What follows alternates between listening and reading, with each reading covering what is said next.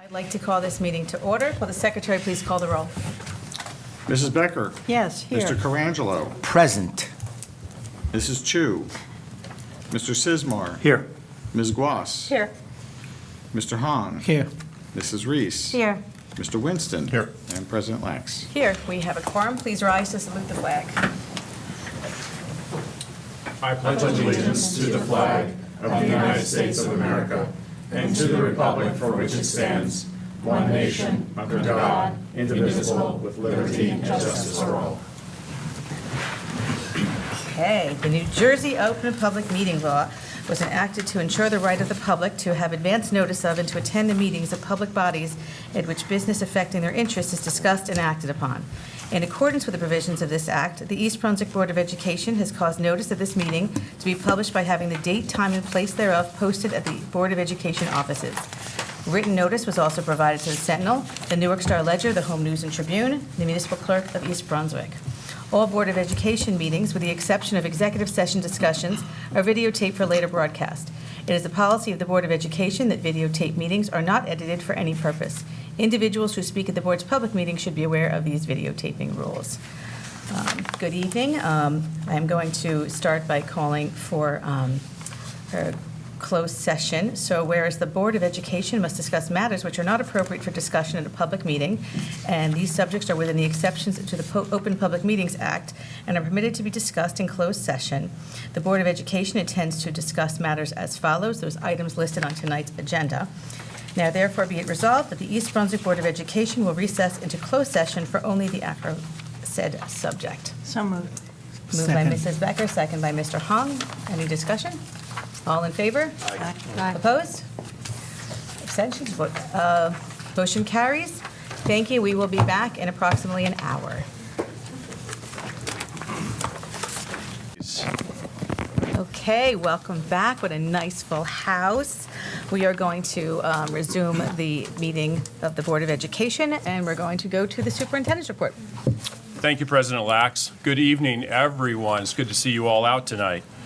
The artwork on display in the boardroom this evening was created by students from Chittick Elementary School. The art teacher of these talented students is Greg Barron. Christine Shea is the principal. Last Thursday, October 6th, the League of Women Voters of Greater New Brunswick area worked with Dr. Paluzzo, chairman of the Chair for Social Studies and Media Services, to host a voter registration drive at East Brunswick High School on the senior patio.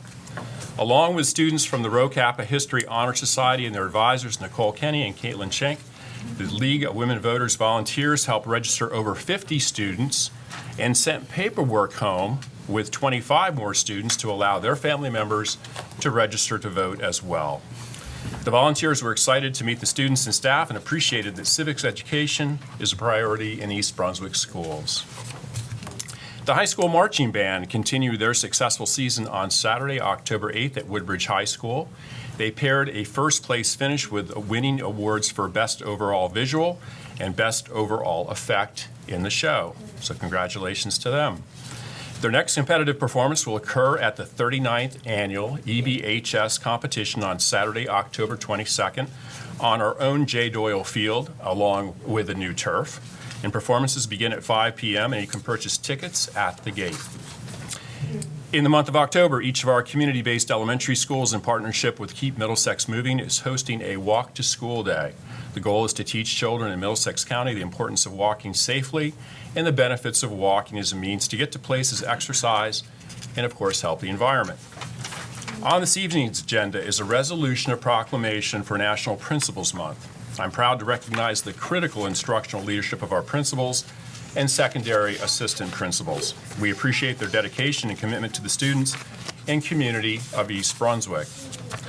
Also, this evening's agenda includes a resolution of proclamation for Fire Prevention Week, which is October 9th through the 15th. The theme this year is Fire Won't Wait, Plan Your Escape, which emphasizes how we must all prepare fire escape plans, test smoke and carbon monoxide alarms every month, and replace them every 10 years, implement appropriate building codes, and when possible, install residential fire sprinklers.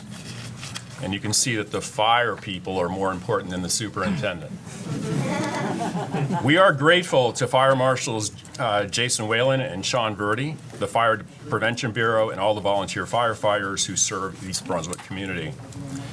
The East Brunswick class of 1992 celebrated their reunion on Friday, October 7th. They took a tour of the school with Assistant Principal Glenn Pazinko and came out to the football game in full force. They were so appreciative and had a blast.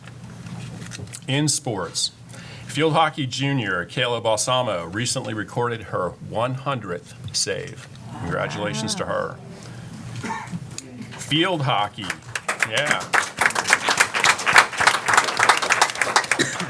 Field hockey, boys soccer, girls soccer, and girls volleyball recently celebrated their senior nights, and it's hard to believe we're moving on in the school year. The Bear Den hosted their pink out at the home football game on Friday, October 7th. And by the way, the Bear Den has been awesome this year. They've been in numbers we have not seen in years previous. On Saturday, October 8th, girls volleyball had their pink out and celebrated cancer survivors. They had a variety of activities going on around their game. For the first time in 5 years, the President's Own United States Marine Band returns to the Northeast on tour, performing a free concert on Thursday, October 27th, beginning at 7:30 p.m. in the JM Pack at Hammersholt Upper Elementary School. So if you didn't get tickets to the Marine Band concert, you're going to be in the standby line. All open seats will become available at 7:15 p.m. the night of the event. So if you're interested in going, come stand in the standby line. There's a chance you might get a ticket. It's worth it. But they will only allow people with tickets into the JM Pack, so that's important. The East Brunswick Education Foundation is hosting a casino night on Friday, November 4th at the Regency in Monroe. Tickets can be purchased online at ebef.org. And just a few final reminders, schools will be closed for students on Monday, October 24th for Staff Development Day. And parent-teacher conferences will take place on Tuesday, November 1st through Friday, November 4th. And these are single session days with lunch served for grades K through 6. Thank you very much. Thank you. We have a couple of resolutions tonight. The first one is a resolution for Fire Prevention Week. And we are going to wheel them out because we have a lot of resolutions, so they're going to Wheel them mysteriously out. appear. Oh, you're not kidding, And wheeling them out. We'll need you. Yeah. Okay. You wheeling me out too? Yeah. Very good. Thank you, Anna. You're welcome.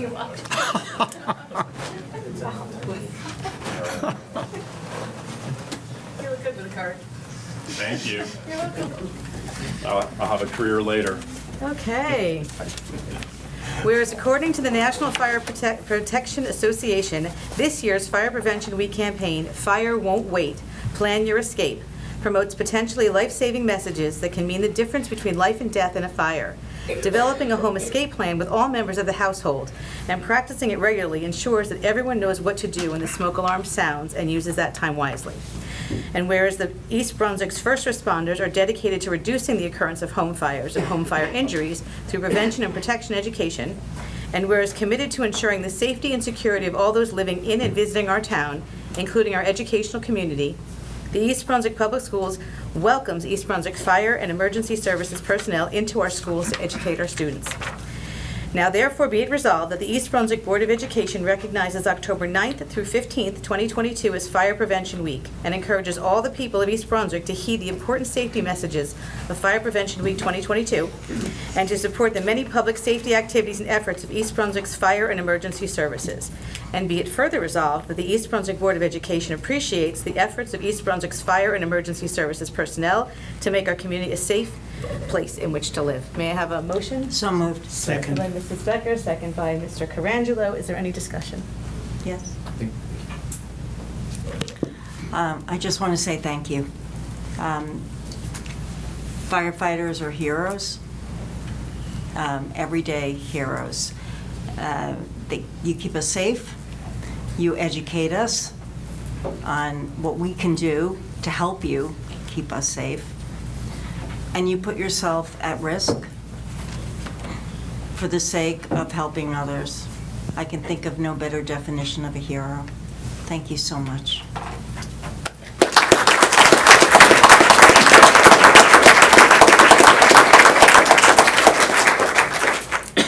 All those in favor? Aye. Opposed? Motion carries. I would like to invite Andrew Cash, Scott Anderson, Jackie Goss, and Michael McKell to come and Thank you very much. take these on behalf.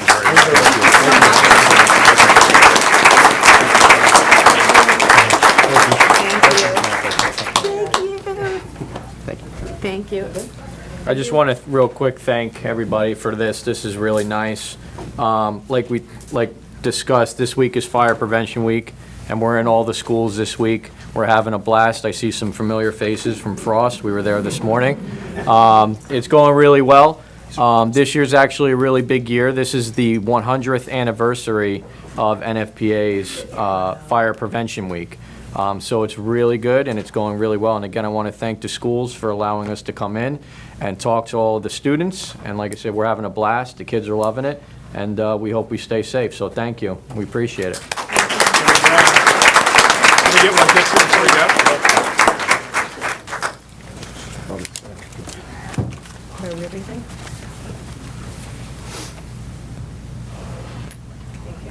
Thanks. you. Congratulations. Thank you.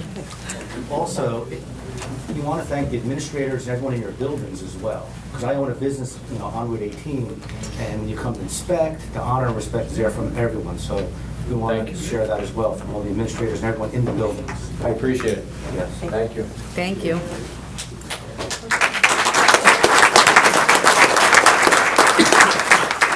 All right, our next resolution, I'm going to expect really loud cheers from the first row, because I noticed during Dr. Valesky's report that they were cheering and pointing at the faces that they knew up on that screen. So I'm counting on you guys, right? Really loud. I'm going to move that the Board of Education approve the following resolution.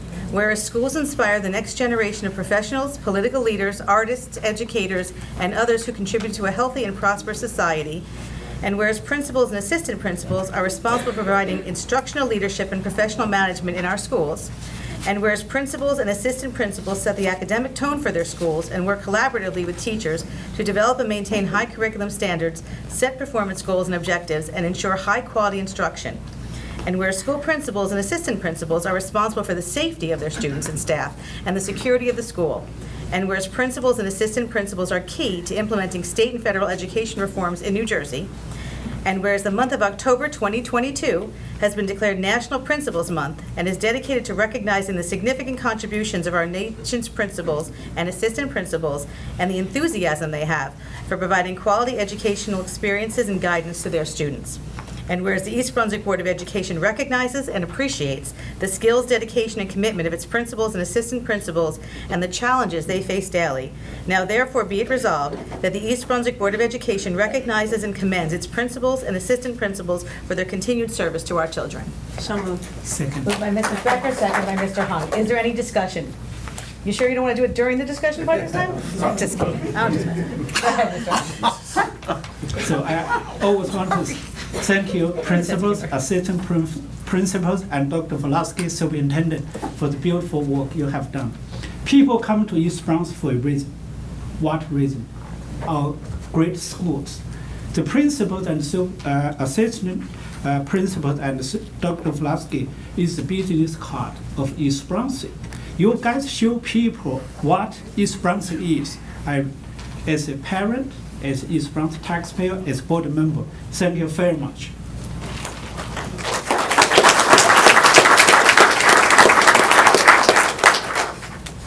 No one else, for sure.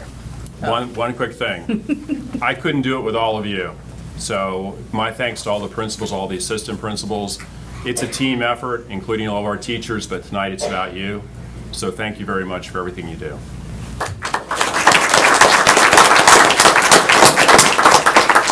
So we have, Did I do the, oh, you can do the vote. would you like to vote? Okay, all in favor? Aye. Opposed? I didn't think so. Abstentions? Motion carries. And before we bring these wonderful people up, I'm going to say something, and I apologize for the people who've heard it for the last God knows how many years. I just have to quickly say that when I went to the East Brunswick schools, I didn't know a lot of my principals. Not because they weren't great principals, because I was a good kid and a good student. And back then, you didn't know your principals if you were a good kid and a good student. But I have a feeling that these wonderful children and all the children in this district, they all know their principals now, because the principals are so much a part of your lives. And I've always said that I love that when you go down the halls, the principals are like rock stars. They are so excited to have lunch with them, to see them, looking at your faces when you saw your principals up there, or your principal, because I know you're all from the same school. That's so exciting. So hold on to that, because these people, you're going to be the kind of people that you will be for the rest of your life based on the kind of principles and the things that they've done for you now. So always remember that and appreciate them. And now I will bring them up. So we have from Irwin Elementary School, our principal, Joanne Chmielewicz.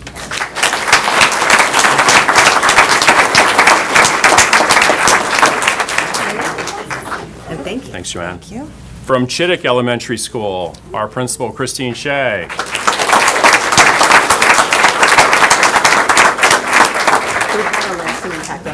Thank you. Christine. From Frost Elementary School, our newest principal, Nairi Delgado.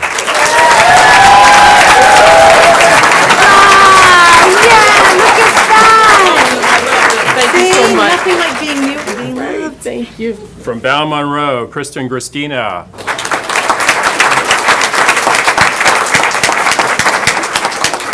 Thanks, Kristen. All my memorial people in the house. From Central Elementary School, Tom Hussar.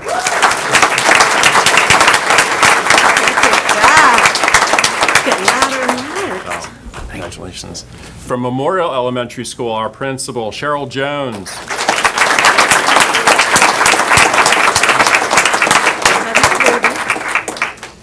Thank you. Principal Matt Hannes from Churchill Junior High School.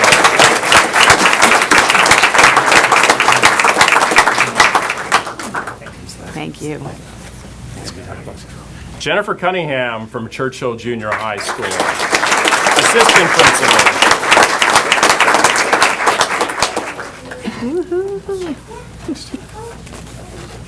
Assistant Principal Alexa DeLuca from Churchill Junior High School.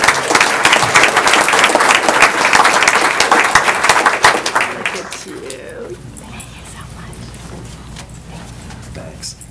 Assistant Principal Enoch Mainake from Hammersholt Upper Elementary. Good to see you again. Thank you. And Russ Petranco, Assistant Principal from our high school.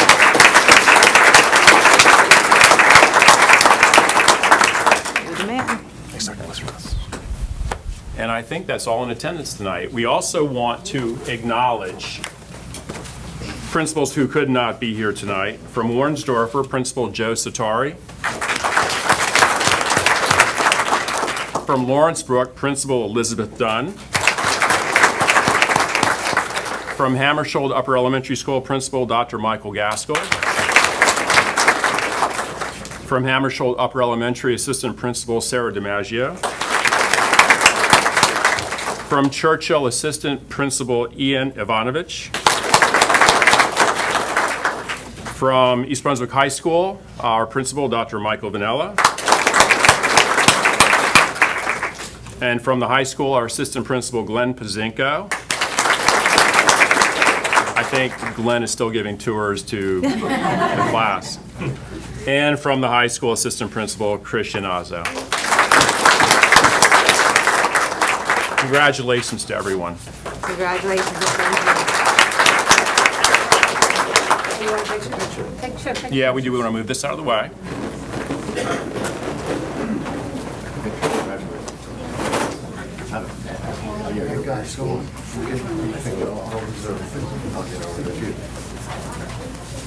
This is going to be a panoramic picture.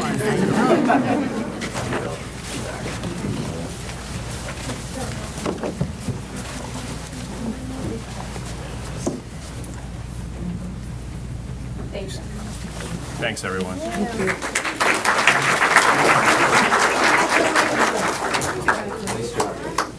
Really great.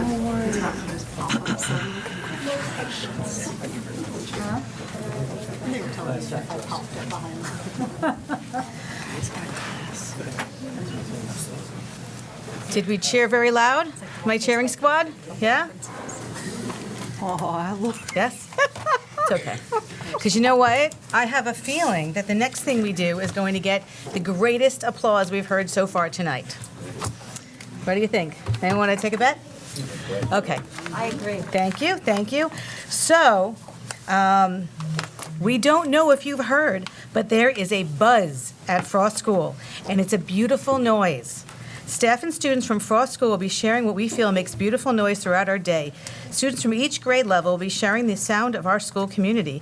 When children are available for learning, it creates an environment for success. The resulting noise is a product of the joy, happiness, and risk-taking necessary to grow.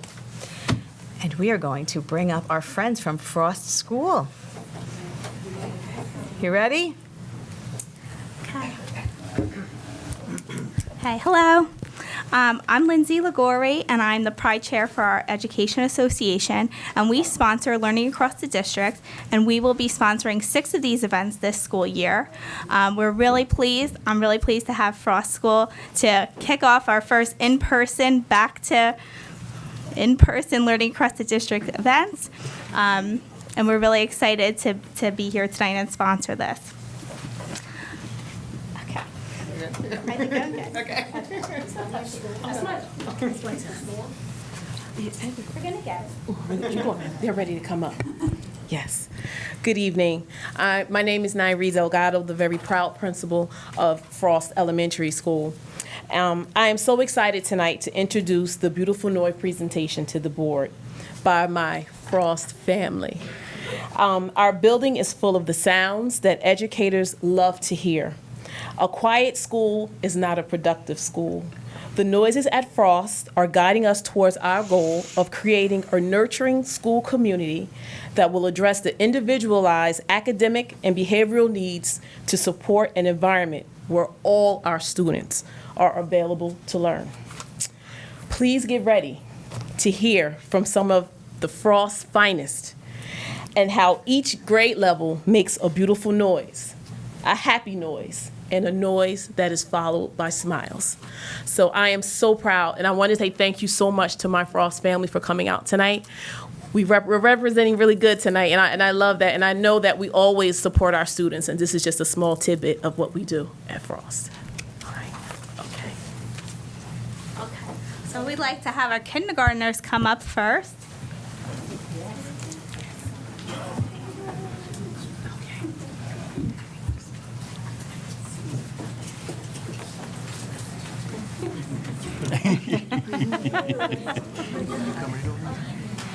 That's Holly's grandson.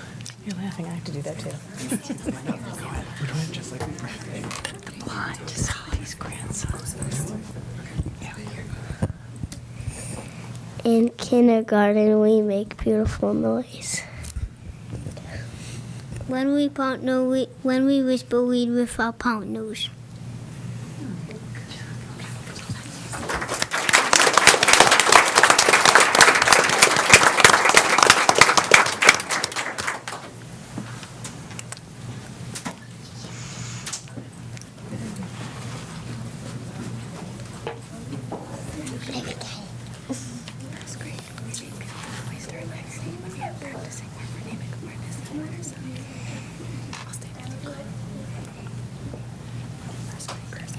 In first grade, we make beautiful noise during Haggerty when we were practicing. Our phonemic awareness And letter sounds. and letter sound.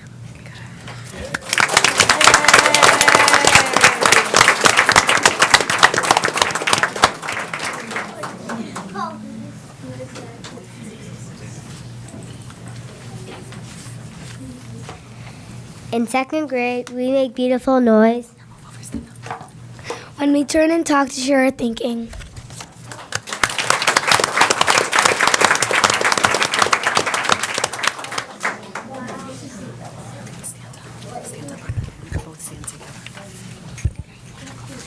In third grade, we make beautiful noise when we learn foreign language. Hola!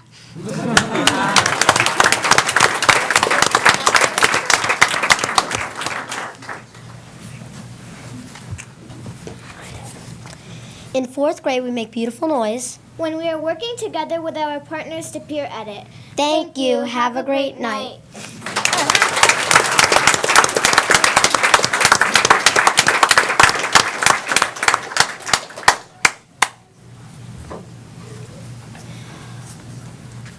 So if you'll turn yourselves to our screen here, we put together a video of how Frost School makes beautiful noise throughout our day.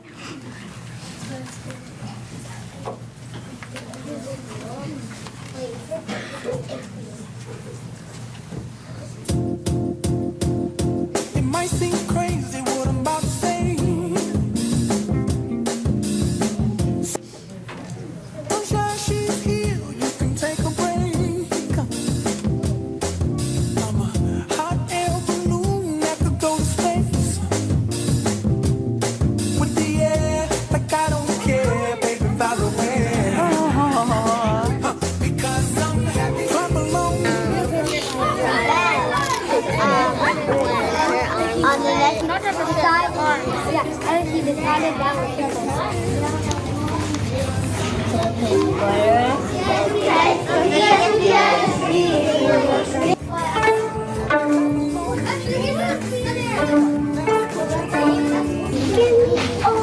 Give me back my cat.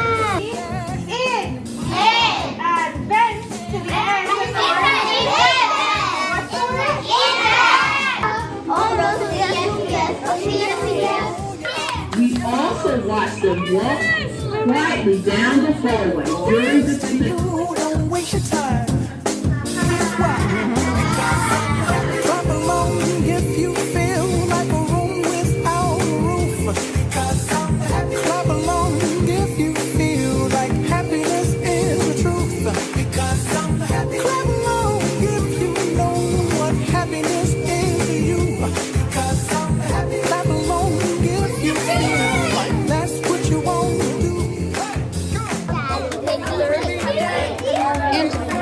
The narrator says,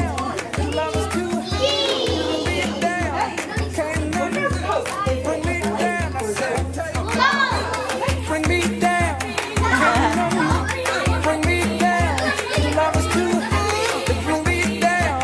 Can't nothing bring me down. I said, clap along if you feel like a room without a roof. Clap along if you feel like happiness is the truth. Clap along if you know what happiness is to you. Clap along if you feel like that's what you want to do.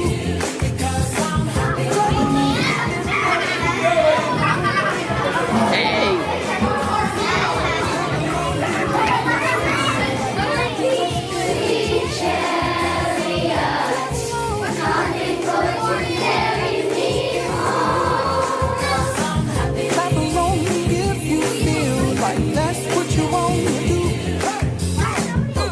Bring me down, can't nothing bring me down. The love is too high, bring me down, can't nothing bring me down. I said, clap along if you feel like a room without a roof. Clap along if you feel like happiness is the truth. Clap along if you know what happiness is to you. Hey, hey, hey. Clap along if you feel that's what you want to do. Clap along if you feel like a room without a roof. Clap along if you feel like happiness is the truth.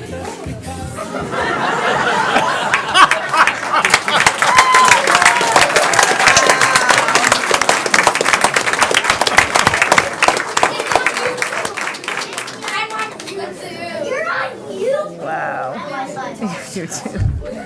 And so those are some of the beautiful noises that we hear at Frost every day. Thank you so much for having us tonight. We're so grateful for this opportunity. Have a good night. Thank you. Come on, big round of applause, everybody.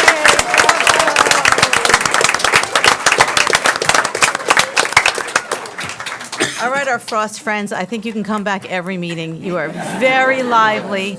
And if this is what the Education Association Pride Committee has for us, we are in store for great things at our meetings, and I'm so thankful. So thank you to Ms. Delgado, your wonderful staff and students. Before I call a quick recess, I thought you might like to hear from our student rep, because something tells me that some of the kids sitting in that front row may be sitting in that seat 10 years or so from now. So, Megan, you want to tell these kids and the rest of us what's going on at the high school? Hi guys, my name is Megan. I'm a senior at the high school. So, but it's okay. I've been in elementary school too. I went to summer camp at Frost. There's a connection. I went to. Am I that old? They did away with the summer camps. I'm that old.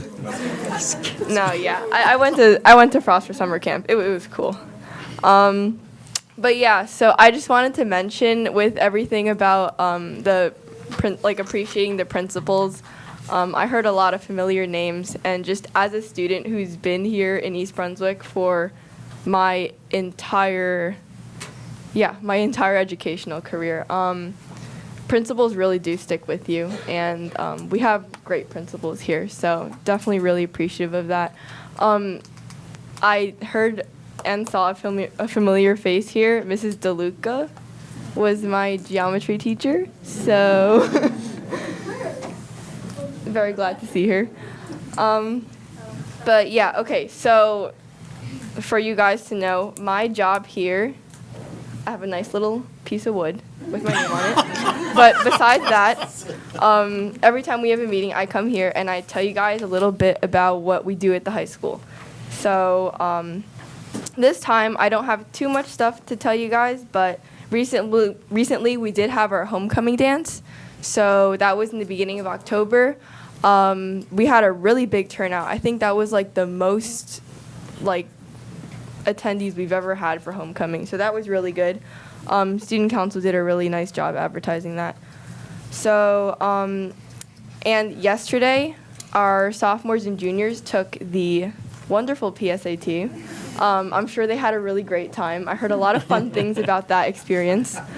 But, while they were doing that, which was, of course, wonderful, we had senior startup.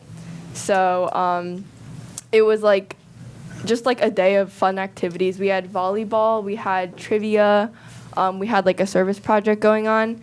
So so that's what we had put together for us. And it was a homeroom competition. So every homeroom was their own team. And what we did was we had our team captains, and then we made our own team names and a team theme. So my homeroom was the Silly Sock Seniors. And guess what we wore?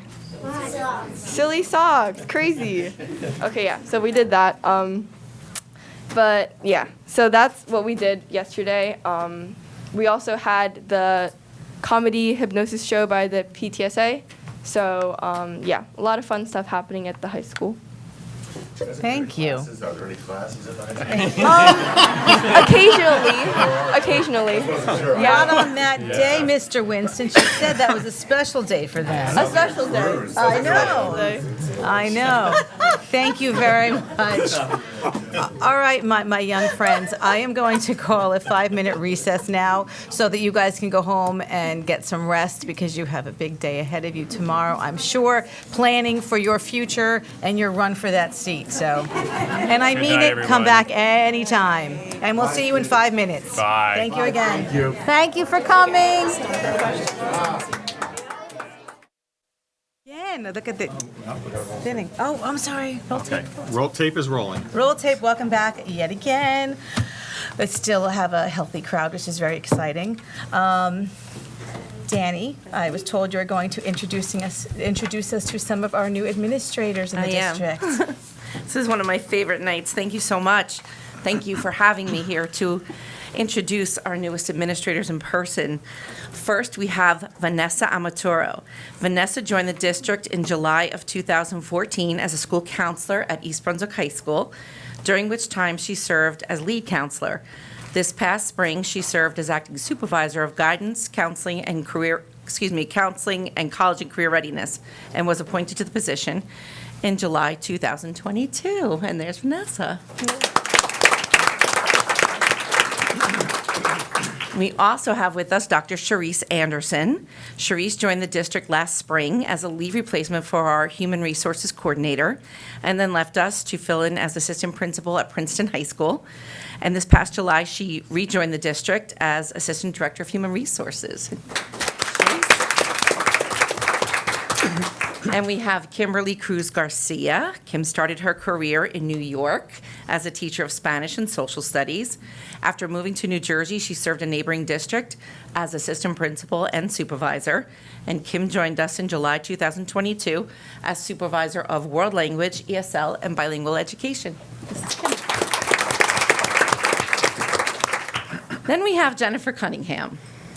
Jen joined the district in October 2015 as a school counselor at Hammersholt. Over the past year, she has served as a Sources of Strength coordinator and student assistance specialist. Jen is a legacy in that her father, Kevin Cunningham, also provided 21 years of dedicated service as a school counselor. And as of September, she is now a new assistant principal at Churchill.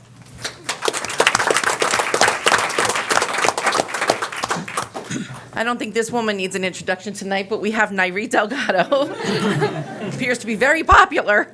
After a career as a forensic chemist, Nairi became a middle school science teacher in Orange Public Schools, where she was later promoted to assistant principal. She joined us in 2022, July, as a principal here at Frost Elementary School. And then we have somebody who went to tuck in her little ones, Alexia DeLuca. In February 2013, she joined the district as a math teacher at Churchill and later served as Churchill's instructional coach, supporting teachers and leading professional development workshops. And in March 2022, she joined the administrative team as assistant principal at Churchill Junior High School.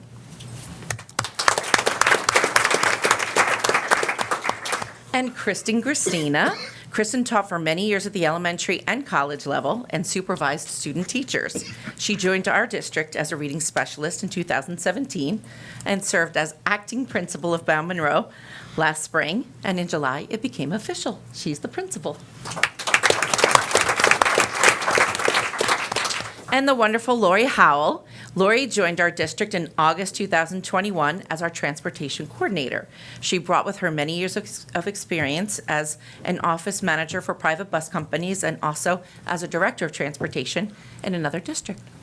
Where's Lori? And last but not least, Enoch Namiche. Enoch joined the district in December 2021 as assistant principal of Hammersholt. Enoch began his career as an English teacher in Teaneck and later moved into a variety of promotional supervisory roles, including assistant principal. And we are very happy to have him with us. As you can see, we are blessed with the best. So thank you very much for letting me introduce them. Thank you. We are blessed to have you all. Some of you we've had for a long time, which is really nice. And this is why the students cheer, because they know how great you guys are. So thank you. If you want to depart before the demographic study, I won't take it too personally, because I know you guys have a lot to do tomorrow. Go while you can. Richard, just clear the room. That's right, I know. What's up to her, Richard? I'm sorry, Richard. Fine. And the crowd thins. I didn't mean to clear the room for you, but we're still here listening. And you have a tough act to follow after those kids, so you want to introduce Sure. our guest? So next up, the moment you've all been waiting for. We have Dr. Richard Grip from Statistical Forecasting. Dr. Grip has prepared the district's demographic study. He has prepared the study for us several times in the past as well. And without further ado, Dr. Grip. Oh, one thing. Oh, I'm sorry. Let me just say one thing before you begin. Yeah. So, board members, you have the demographic report that Dr. Grip prepared. I did want to note one of the things that you'll noted in the report is that it was presented under the previous grade configuration. Dr. Grip is going to be providing us with supplemental charts that reflect the new grade configuration, just so that everyone knows that up front, and as soon as they're available, we'll be distributing those. Thank you. So, Dr. Grip. Thank you, Mr. Juliana, and thank you for letting me come here and presenting. It's always a joy to be back. Tough act to follow. First, the kids and that great video. I loved it. And then, of course, the admin team being introduced. Actually, I have some roots here, although you might not think so. That class of 1992 reunion you posted, so I student taught that year here in 91, 92. So they didn't invite me, though. So I wonder if any of them that showed up, if I knew them. And then my aunt taught here at Warnsdorfer, and they were residents in East Brunswick in the 70s and 80s. So the Grips, that's the last name, that taught here, go way back into East Brunswick. So I feel like I'm somewhat home. So tonight I'll try to give a brief presentation because I know you've had a lot going on already tonight. It's a 125-page report. And my job is to kind of go through this in snippets, kind of give you a flavor of what happened. I'm not going to go into the great detail, which is in the report. But our company has been doing this kind of thing since 1998. We're a firm that just does school demographic services.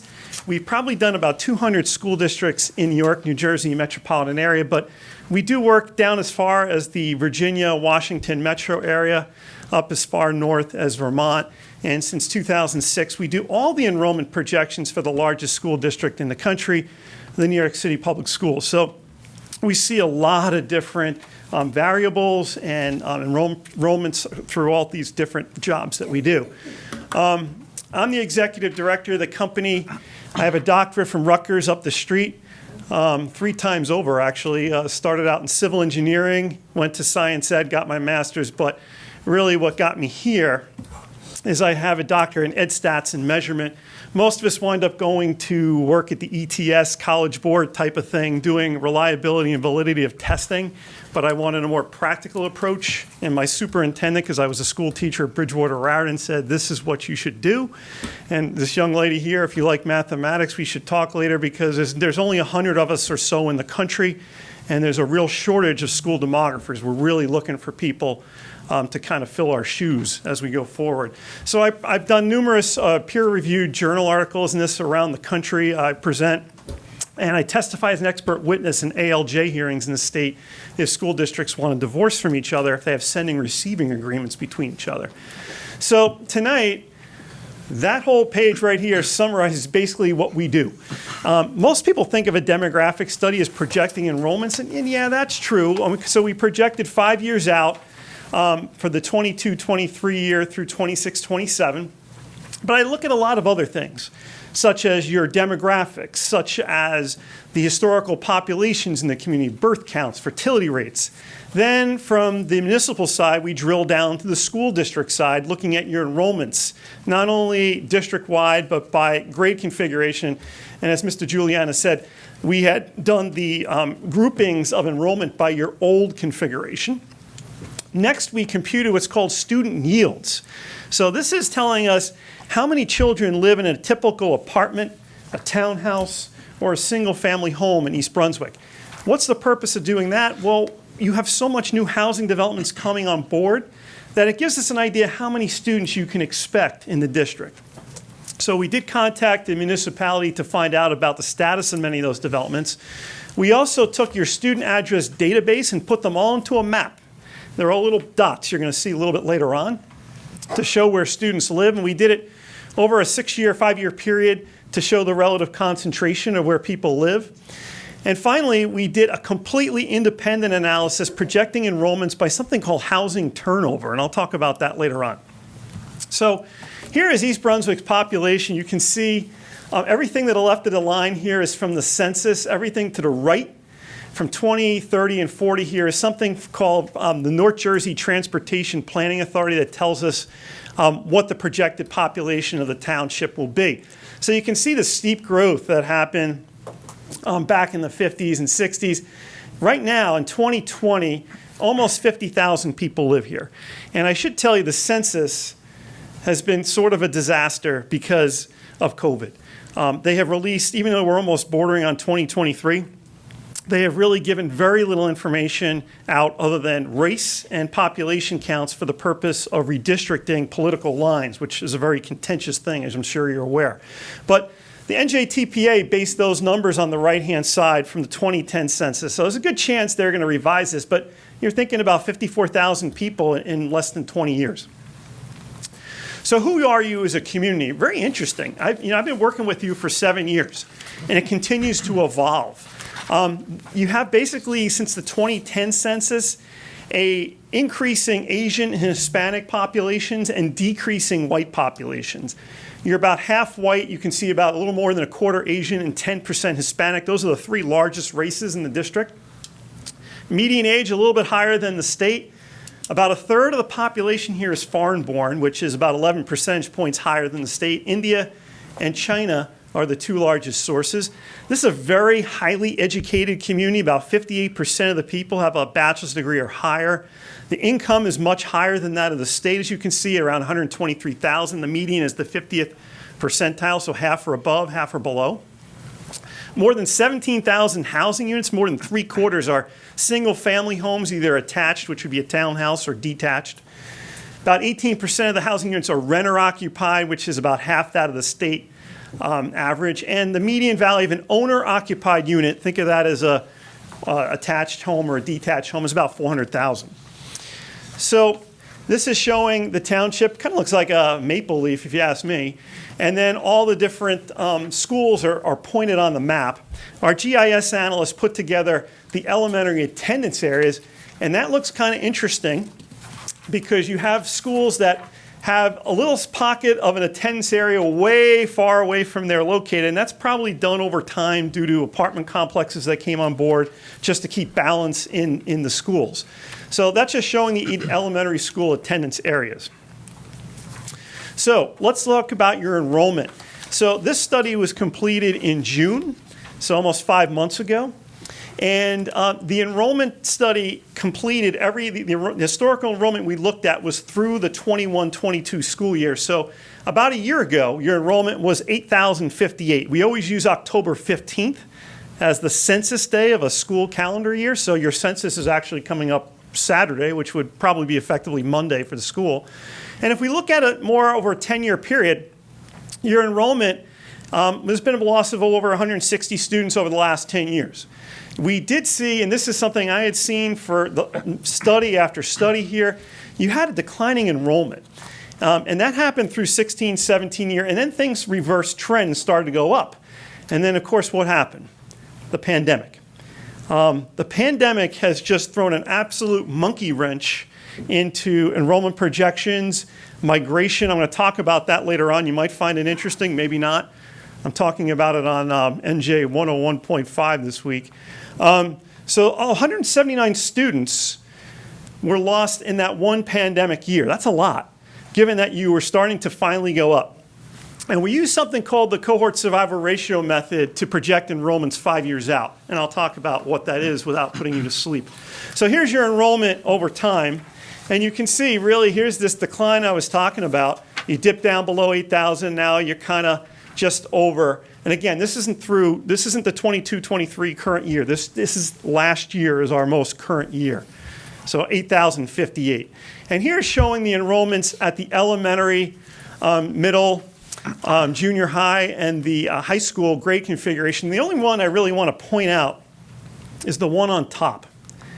You see this thing here? You see how the elementary has been going up till almost the pandemic, and then you lost a lot right here due to the pandemic. I always tell people to pay it. If you're going to fall asleep on any slide tonight, don't fall asleep on this one. Because this one here, if you think about this just logically, if you're increasing in your elementary population, guess what? They have to go somewhere, and they have to move through the system. So typically, if we see growth in that grade configuration, it will bump up into the upper grades over time. Pandemic, though, has kind of leveled that playing field in the last couple of years. So what is this methodology? Well, simply, we look at the survival rate of students over time from one grade level to the next. And no one's dying, so I don't really use survival rate, but we also call grade progression. And what that means is, here's a simple example. If you have 100 first graders in the 2020 year, in the 21 year, let's say they become 95 second graders, and you lose 5 students in the net. So the survival rate is 95 over 100, or 0.95. And we do that for all the grade progressions from birth to kindergarten all the way up to 11 through 12. So there's 13 possible grade progressions. Birth to kindergarten is kind of strange because there's a 5-year gap between the two. So here's the thing. We look at the ratios over a 10-year period to study what kind of trends are happening. What we usually find out is the ratios really don't vary much over time in a particular grade, which is kind of interesting. So if the ratios are above 1, you're gaining students due to inward migration, but if it's below 1, you're losing students to outward migration. In your 13 ratios, 11 of the average ratios, we always use an average because we want to knock out any anomalies. 11 of the 13 were above 1. So you have inward migration happening here in East Brunswick. I'm not surprised. Top districts in the state have inward migration. It's that simple. I have one district I work with, all 13 of their grade progressions are above 1. People are clamoring to get in there. So we take these average ratios and we apply them to the current enrollments, assuming that the ratios are going to continue to be constant through the period of the next 5 years, and voila, voila, there's your enrollment projections 5 years out. So you have a phenomenon here called negative kindergarten replacement. It's happened each of the last 9 years, and it's when the number of entering kindergarten students is less than the 12th grade population graduating the year prior. And what that means is, say you graduate 500 seniors. To keep the district's enrollment level in the interior grades, let's say no one moves, you need 500 kindergarten kids to come in to balance out the equation. So you're getting, let's just say, 400 kindergarten, so you're down 100 students out of the gate before you even begin. And that's what you're going to see here, is the range has been between 153.5 to 347 over the last decade. There it is. That's a lot of students that you have a difference. However, it really doesn't make that much of a problem here in the district with your enrollment, because what I did is I mapped the negative kindergarten replacement with respect to your enrollment change overall. What's your enrollment change year over year? And I mapped that right next to the kindergarten replacement. What you can see is that, look, just take a look at this most current year. You actually had a gain, is that 28 or 29? I can't say, it looks like 29. 29. But you had a gain of that many students. So what that means is that you have enough inward migration here to completely offset this negative kindergarten replacement, or maybe in some of these other cases, partially offset it. But each one of these years, you have so much inward migration that you wipe out the negative kindergarten replacement, which is a really cool phenomenon to see. So with respect to birth counts, we use those to project kindergarten students 5 years later. And we looked at for the last 13 years. We get this data from the New Jersey Department of Health. It's been fairly stable up until about the last 3 years, where it started to go up. And in 2020, you had 427 births here, which is the most ever in this 13-year period. And you're going to see a kind of cool graph in a moment. We also looked at births by the elementary attendance area, so we can project how many students in each of the 8 elementary schools. And here's what I'm talking about. You see this right here? This is telling you that you got some things coming here in the next 5 years. So this birth here, 427, would be in 2020 is your kindergarten class of 2025. So you're not going to see the impact of these increasing kindergartens enrollments until in a couple of years, but be on the lookout. Okay, you're going to have somewhat of a mini surge coming in here. So what I did is I looked at the number of births in the township with respect to the kindergarten students 5 years later, because there is a relationship. And what you see here, very interesting, and I put it all in red to get you all excited, is that what we see is that, just track the one up top. If you had 402 births in 2007, 5 years later, 446 kindergarten kids show up on your doorstep. In each case, you're getting more kindergarten kids than births that were 5 years prior. Why? Very simple. Everybody wants to come here. We get a good education. Okay, so you got people that are born in other communities, surrounding areas perhaps, and they're moving in here, and that's why those ratios are well above 1 for birth to kindergarten. This just shows the Burts by attendance area. Just real quickly, I just wanted to point out, Bound Monroe has had the lowest number, 390, and Chittick has had the greatest number. But to be honest with you, if you look, take out Bound Monroe, take out Warnsdorfer, the amounts over that 13-year period are pretty similar. But what's interesting is that if you compare the 2020 year to the 2007 year, most of the Burts in each attendance area have increased. So that's what I'm showing you here, the change over time. You can see the purple, which are the biggest decliners over this time in Lawrence Brook, and the biggest increases are down here in the dark green. I think that's Warnsdorfer on the left. So when we look at the Burts by census block, our GIS analyst took everyone's information and kind of plugged it in the map where most of the Burts are. This is 2007. Dark blue is where the most Burts are. Watch what happened in 2020. You see all that? The colors just changed, got big, more green, more blue. So we're getting more Burts in this community. I'm just going to toggle back and forth, and you can just see it. Okay, and that's just telling me, you're going to have growth. So when we look at it over the entire 13-year period, where all the Burts is kind of down the spine of the township, right in here. Okay. So just looking at enrollments by race, one of the things I was asked to do was take a look at the enrollments by race. Has there been any changes of the population? The answer is yes. It kind of mirrors what we're seeing in the township. A declining white population, a stable Asian population, and an increasing Hispanic population. Oops. This is just showing the enrollments by race by school. Every single school is predominantly, the majority race is white, except for Irwin, which the predominant race there is Asian. So economically disadvantaged, we look at it over time. About 16% of the students were economically disadvantaged in the 16-17 year. Fast forward to 21-22, it's about 17%. Really hasn't changed that much. But what we can say is that 8 of the 11 schools had more economically disadvantaged students in 21-22 as opposed to 5 years prior. The largest percentage point gain was at Bound Monroe. And that's just showing the percentage of economically disadvantaged students in each school. And you can see they're fairly similar.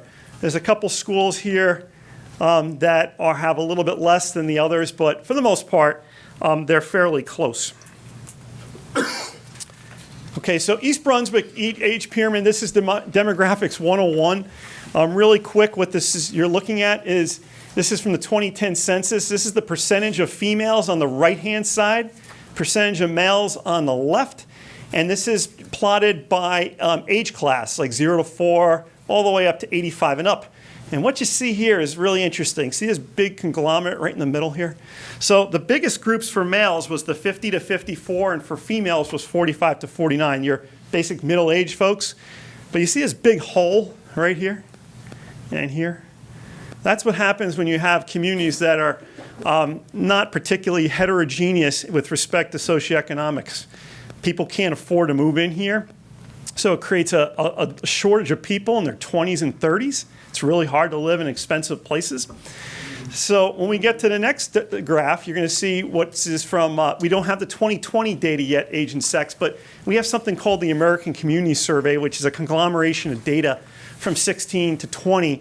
And you can just say that, if everyone stays put, we all get older, right? So the next oldest age group should be the next class up. And that's what happened here. So the males are 55 to 59 is your biggest group, and the females are 50 to 54. And that doesn't always happen because you have a lot of migration in some communities, but not the case here. It did fill out a little bit, as you can see down here, which is interesting.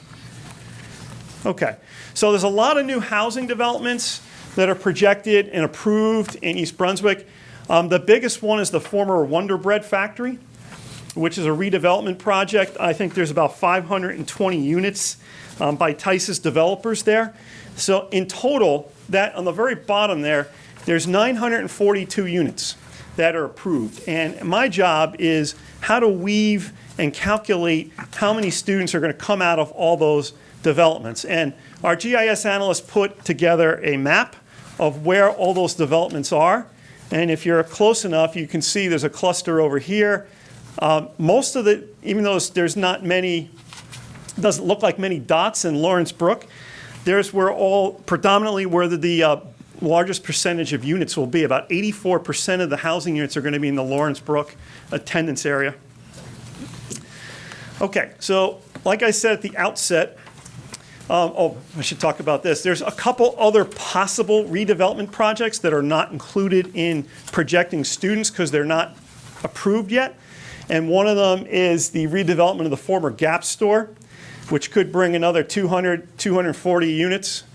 And then another 500 possible units at the redevelopment of Loman's Plaza. So, you know, there's a possibility of a lot of more housing units, but the way this works, I have to tell you, I've done a lot of this, it takes a long time for redevelopment projects to happen because you got to find a developer that wants to do it. And that's the hard part sometimes. Even if the township wants to get it done, it doesn't happen. I've been talking to your mayor, I think about 6 or 7 years ago, and they're still sitting around these projects. So historically, how much construction has happened? This is showing the number of units by attendance zone over the last 5 years. The most actually was in the Lawrence Brook area, over 400 units, and that is Kensington Place. And this one, there were 63 units in the Bound Monroe right there. That is 85 Main Street, which was just built recently. Maybe anybody live there? Any of these places? Oh, okay. All right, so how many kids can we expect? Well, we did a student yield analysis by housing type, and we joined the property address of the township, which is kind of complex, to the student address database from the school district, kind of marry and join them, but it's not, I'm making it simple, but it's not. So we found out that the typical 1 to 4 family home, which is mostly detached single families or duplexes, has a student yield of about 0.938 students per unit. That's a lot. In my experience, that is high. For townhouses, it's about 0.4 kids roughly, and for apartments, it's 0.24. So based upon these yields that I'm showing you there, the bedroom distributions that we have known about these developments, we're estimating about 284 kids from all those developments. And it's a rough estimate because a lot of these developments don't have bedroom distributions, and a 3-bedroom yields way more than a 1. So we made some estimates. So we modified the enrollment projections in the affected attendance areas to account for these kids. And this is just showing you, if you really want to look at something tonight in the report, this is a list of all the townhouse and condominium developments in East Brunswick, the prices of each, when they were built, the number of units, the bedroom distribution, how many kids are in each one of them, and what's the student yield. And I compared it to the yield that we did in your last report 3 years ago. Interestingly enough, the student yields have gone down in every single development that's listed in that table. The yield over there, as you can see, is lower than what you saw in the 18-19 report. And I have the same thing for apartments. There's 6 major apartment complexes here. The same thing. The yields went down over time. The only one that went up was Kensington Palace, just by a little bit. But the yields are declining, and that is not unique to you. I did a paper with someone, and they've just been showing how yields are declining over time for the last 40 years. People are just pushing back childbirth longer and longer, so on and so forth. So you all want to know about home sales. Of course, we're in the biggest boom market. Maybe it's about to bust now with the interest rates. But we can see that you had a lot of home sales up through 2020. This period down here, we only had 400 and something. That was during the last financial and banking crisis of 2008. So home sales did pick up after that. And you can see it's actually, this 800 plus is way more than it was in the mid-2000s, where it was, in the 600s. So this is just showing you where the most home sales have happened over the last 5 years. Again, it's down that spine. And then let's wrap this thing up. We're talking about the enrollment projections part, which everyone wants to know about. So we projected the enrollments by each of the individual schools. We did 2 projections.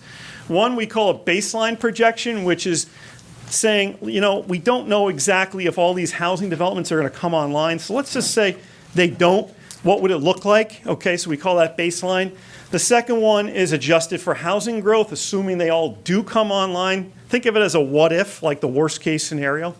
And it does not include all the redevelopment projects. Okay, so that's another thing that could change in the future. So 5 years out, 26, 27 year, roughly the baseline K-12 counts are right where you are right now. Adjusted for housing growth would be a gain of about 170 students. And that's just showing you all the enrollments for the elementary, middle, so on and so forth. We're not going to go through that.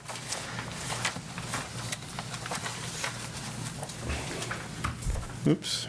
Okay. Last thing we did before the housing turnover, we made some maps. As I said, we took every student's address and we put them in maps, 2 different time periods, a 16-17 year and 21-22 year. And then we show student counts by census block, which again is the smallest geographical area by the census. And then something called student density and student yield. I'll talk about that in a moment. But you're not going to see the 16-17 maps just due to time. This is just where all the people live right now in the 21-22 year. You can see, again, this massive cluster right in here. Some up here, not so much out in the Warnsdorfer area. But that doesn't really mean much. So let's aggregate them. Let's aggregate them by census block. The darkest colors are where the most people are. But, you know, if you think about this, wouldn't you think the most kids would be in the largest census blocks? Well, to normalize that, we divide the block by the area of the block to get what's called the density. And the darkest colors would be where the greatest students' numbers are per square mile. And then lastly, we look at the greatest student yield by census block, which is where we take the number of students and divide by the number of housing units to get children per housing unit, and that's called student yield. So the dark purples are where the greatest yields are. And last but not least tonight, we did something called housing turnover, and that's a completely independent analysis where we project your enrollments using houses, not students. And really, I say right off the top, we use cohort survival ratio methods to project your enrollments. Do not use this to do facility planning. This is completely looking at from a different angle, different lens to see if housing turnover could change your enrollments one way or the other. So we look at 3 inputs, housing turnover rates by length of ownership, which means for every home in this township, some homes will sell at a higher rate depending upon how old they are. If a home is only owned 2 or 3 years, the percentage of the chance of being sold is much higher than a home that's held 20, 30 years. Okay, so we have all the data on that by studying your turnover rates by length of ownership. We have the current distribution of homes by length of ownership, which is pretty easy to figure out. Take the year it was sold last and subtract it from 2021. And then we also can tell you the student yields by length of ownership. In other words, for a home that's owned 4 years, how many students are in those types of home versus something 20 years? Because 20 years, they graduated from the district. So you would expect the yields to decline as length of ownership increases. So we use parcel level data from the state. We track each home through its life cycle meaning when it's sold again. And we get data that has from the state, which has sale dates, sale prices, the year the home was built. And we did 2 different distributions, one for detached single-family homes, another for townhouses and condominiums. We collected data of a 48-year period. That's a lot for this state. We don't have that in many other communities. So we follow each year's cohort of homes beginning in 1973 to see when they sell next. And I give you a simple example of when, on the bottom there, of when a home becomes part of a different cohort of homes every time it sells. So we use the current length of a home ownership distribution for the township, the historical turnover rates to either advance the homes to 1 more year of ownership or sell them to go back down to 0. And then the number of homes at each length of ownership is multiplied by the student yield at each length of ownership. This is like 25 pages all to itself in the report, and I'm giving you the really watered down version, and it's quick. So basically what we get are the number of students estimated for detached single family. We get the number of students estimated for townhouses and condos. We add that to students in apartments because they could turn over, people can come and go at any time. We really can't predict that. And we also add that to students who are in mixed use properties. And here's what you get. So the very bottom here, you could see that the enrollment goes up for a little while and then starts to reverse trend and go back roughly to where we are today. So what does this mean? It means that assuming the assumptions that we made in the housing turnover analysis, your district is not likely to grow due to a surge of new housing sales by, say, senior citizens to families, because we already are incorporating that in the analysis. Other things will cause enrollment growth in this district, such as new residential development, inward migration, things like that. So COVID, man, this is like the topic of all topics. Gosh, I hate that word. The effects of COVID are so different across the country. New Jersey, I'm going to show you a graph about what's happened here. I didn't tell you this, I live in Vermont. I moved up there a number of years ago. We are a brain drain state. We've lost kids for years. The total enrollment, you're going to laugh, in the whole entire state's about 85,000 students. And this is one of the first times where we've actually had enrollment to come up because of migration up to the state due to COVID. But in big cities across the country, you could see the declines. New York City had about 33,000 students decline.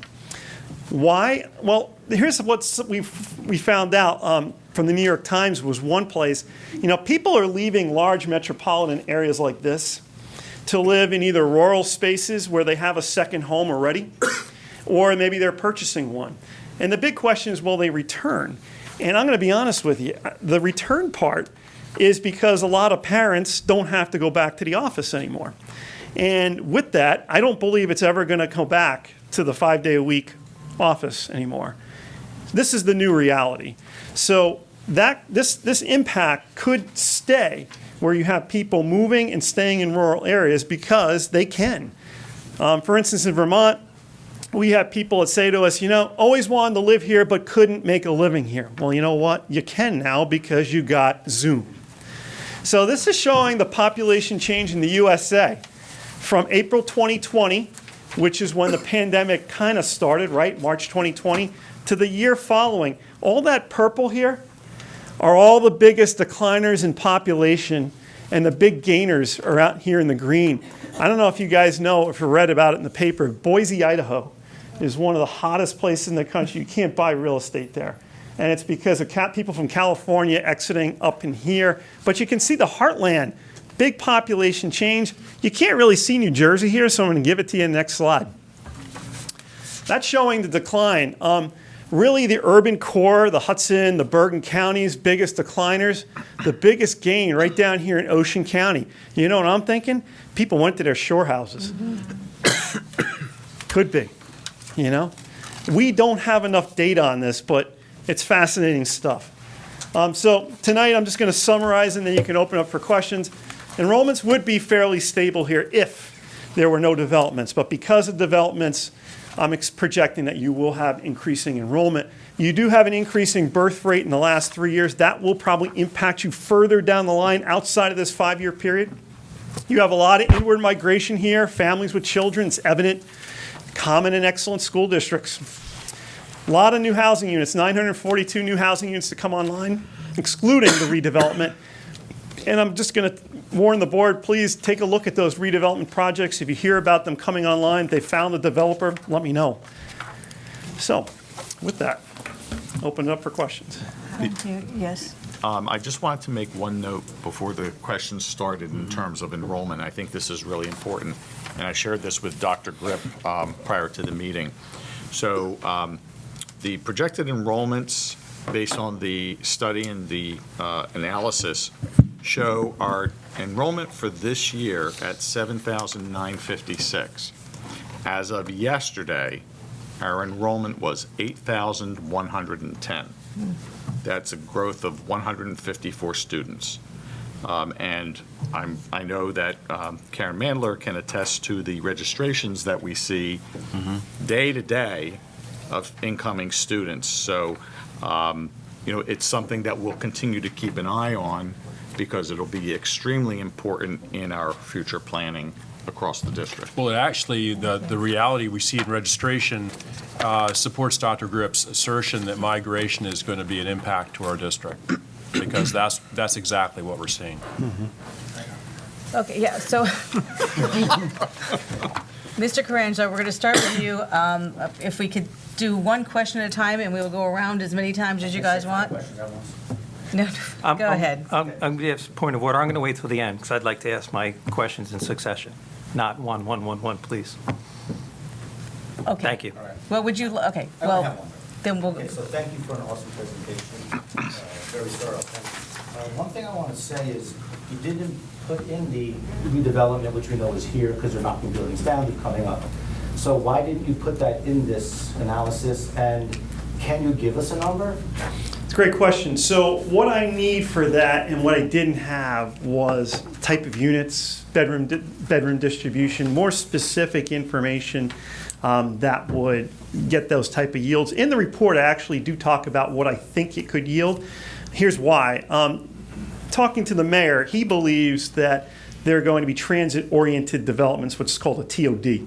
And TODs are developments near bus stations, in this case, or train stations, and the attraction would be to millennials and empty nesters and not having so much I kids. just want to follow up. But you said that it's very expensive to live here. Yeah. So how are they going to afford that? I don't know what the price point of those units are going to be. You know, if they're apartments, you know, they might be on the cheaper side. If they're real high density, it's possible. I mean, that's things we don't If know. you want to, maybe just give us a number. It is in the report. I don't recall, because I think for those For us to know. the TODs, on average, yield about depending upon the development, between 0.02 and 0.10 kid per unit. So I'm going to go on the high side. Let's say it's 0.10. And if my math is correct, I think there was about 750 units. 0.1 times 750, 75. That's a very rough So you estimate. say that 750 units, 75. If it mirrors that of a TOD, but if it doesn't, that's where it can get much higher. And then you could be looking at between 0.3 and 0.4 kids per unit. Are we going to look at that eventually to see? As these developments begin to come online, yes. Okay, that's important. Thank you very much. Because actually, just to add on, in the previous report, the Wonder Bread Factory development was in that unknown redevelopment table, but in the past 3 years, they brought it into an actual approved development status. So we do get some of them that are shifting over, and we can get more data and then analyze it, but just don't have enough to make a real good decision. Mr. Hong, do you have any questions? Yes, I did. Dr. Grubbs, thank you. So by the material you provide to us, so your projection and the actual enrollment is always a big error or difference. For 2019 to 2020, actual enrollment is 137 more students than your projection. 2020 to 2021, we have 489 students more than you projected. 2021-22, we have 604 students more than you projected. And 2022-2023, we have 154 students more than the projection. Okay, that is the fact. Okay, let's go to this material. Okay, historically, single family, the student yield is 0.524. Townhouse condominium is 0.398 per unit, and apartment is 0.242 per unit. Okay, the township, table 15 told me that the township already approved 942 units, and among them 51 is single house and 821 is apartment. And by table 16, the potential redevelopment will be multi-family 720 to 740. If we use student yield ratio, that will tell us we minimum will have 482 additional students. That's correct. But you told me that we only have project 284 students. Why is this always different? Is this methodology you using has any problem or something is not calculated? That is my question. Sure. So in the report, and this is, you really got to get into the weeds to look at it, there's a list of assumptions that were made. So if I'm giving you the overall apartment multiplier, it was 0.298 or whatever, if I'm seeing developments that are coming online are 1 to 2s, bedrooms, I'm going to look at just the 1 to 2 bedroom apartment complexes, not the ones that are 2s and 3s. So I'm using That's the overall, but I'm going to use a subset of those values to get the yields. And I wanted to comment about the overestimation, which you mentioned at the beginning.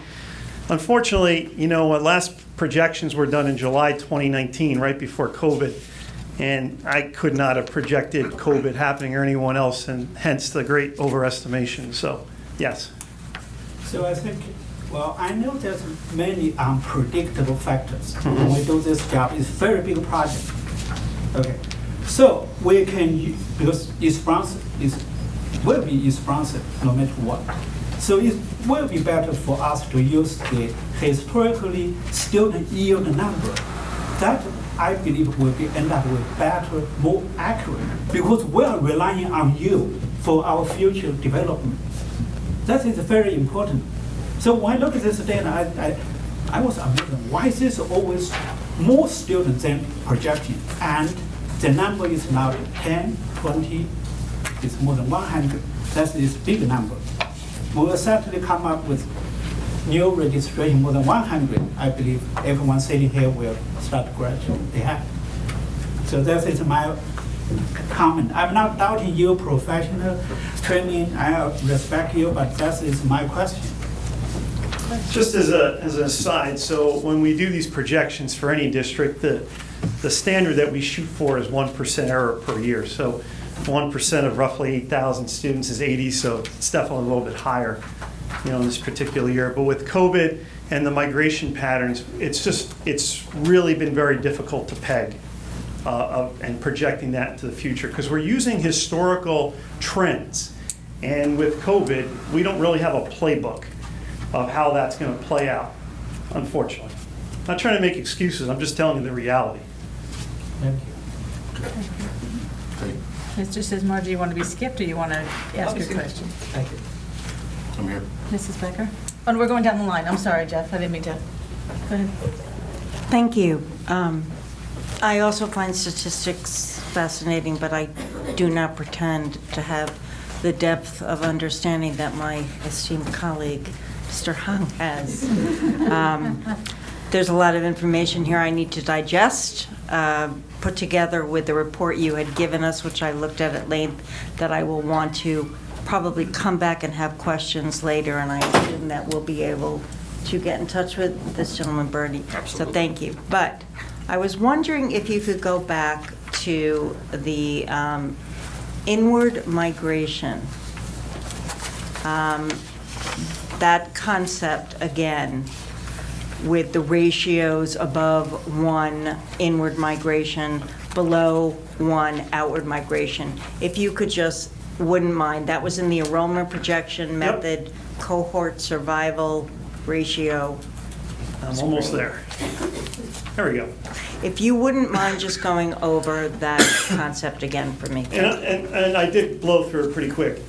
So the reasons for people going into a particular district or leaving, there's a litany of reasons, okay? We could have parents that came here because they love the school. It could be they want to move closer to their job, family members. Those ratios here take all these different qualitative variables, throw them into the hopper, and this is what we get. I can't tell you and tease them out what's the reasons why you have inward migration. But what we can say is in the net, you have more. So if you start out with, say, 100 first graders, I'm going to change it around the example here, and the next year you get 110 second graders, the ratio is 110 over 100. You gain 10%. Mm-hmm.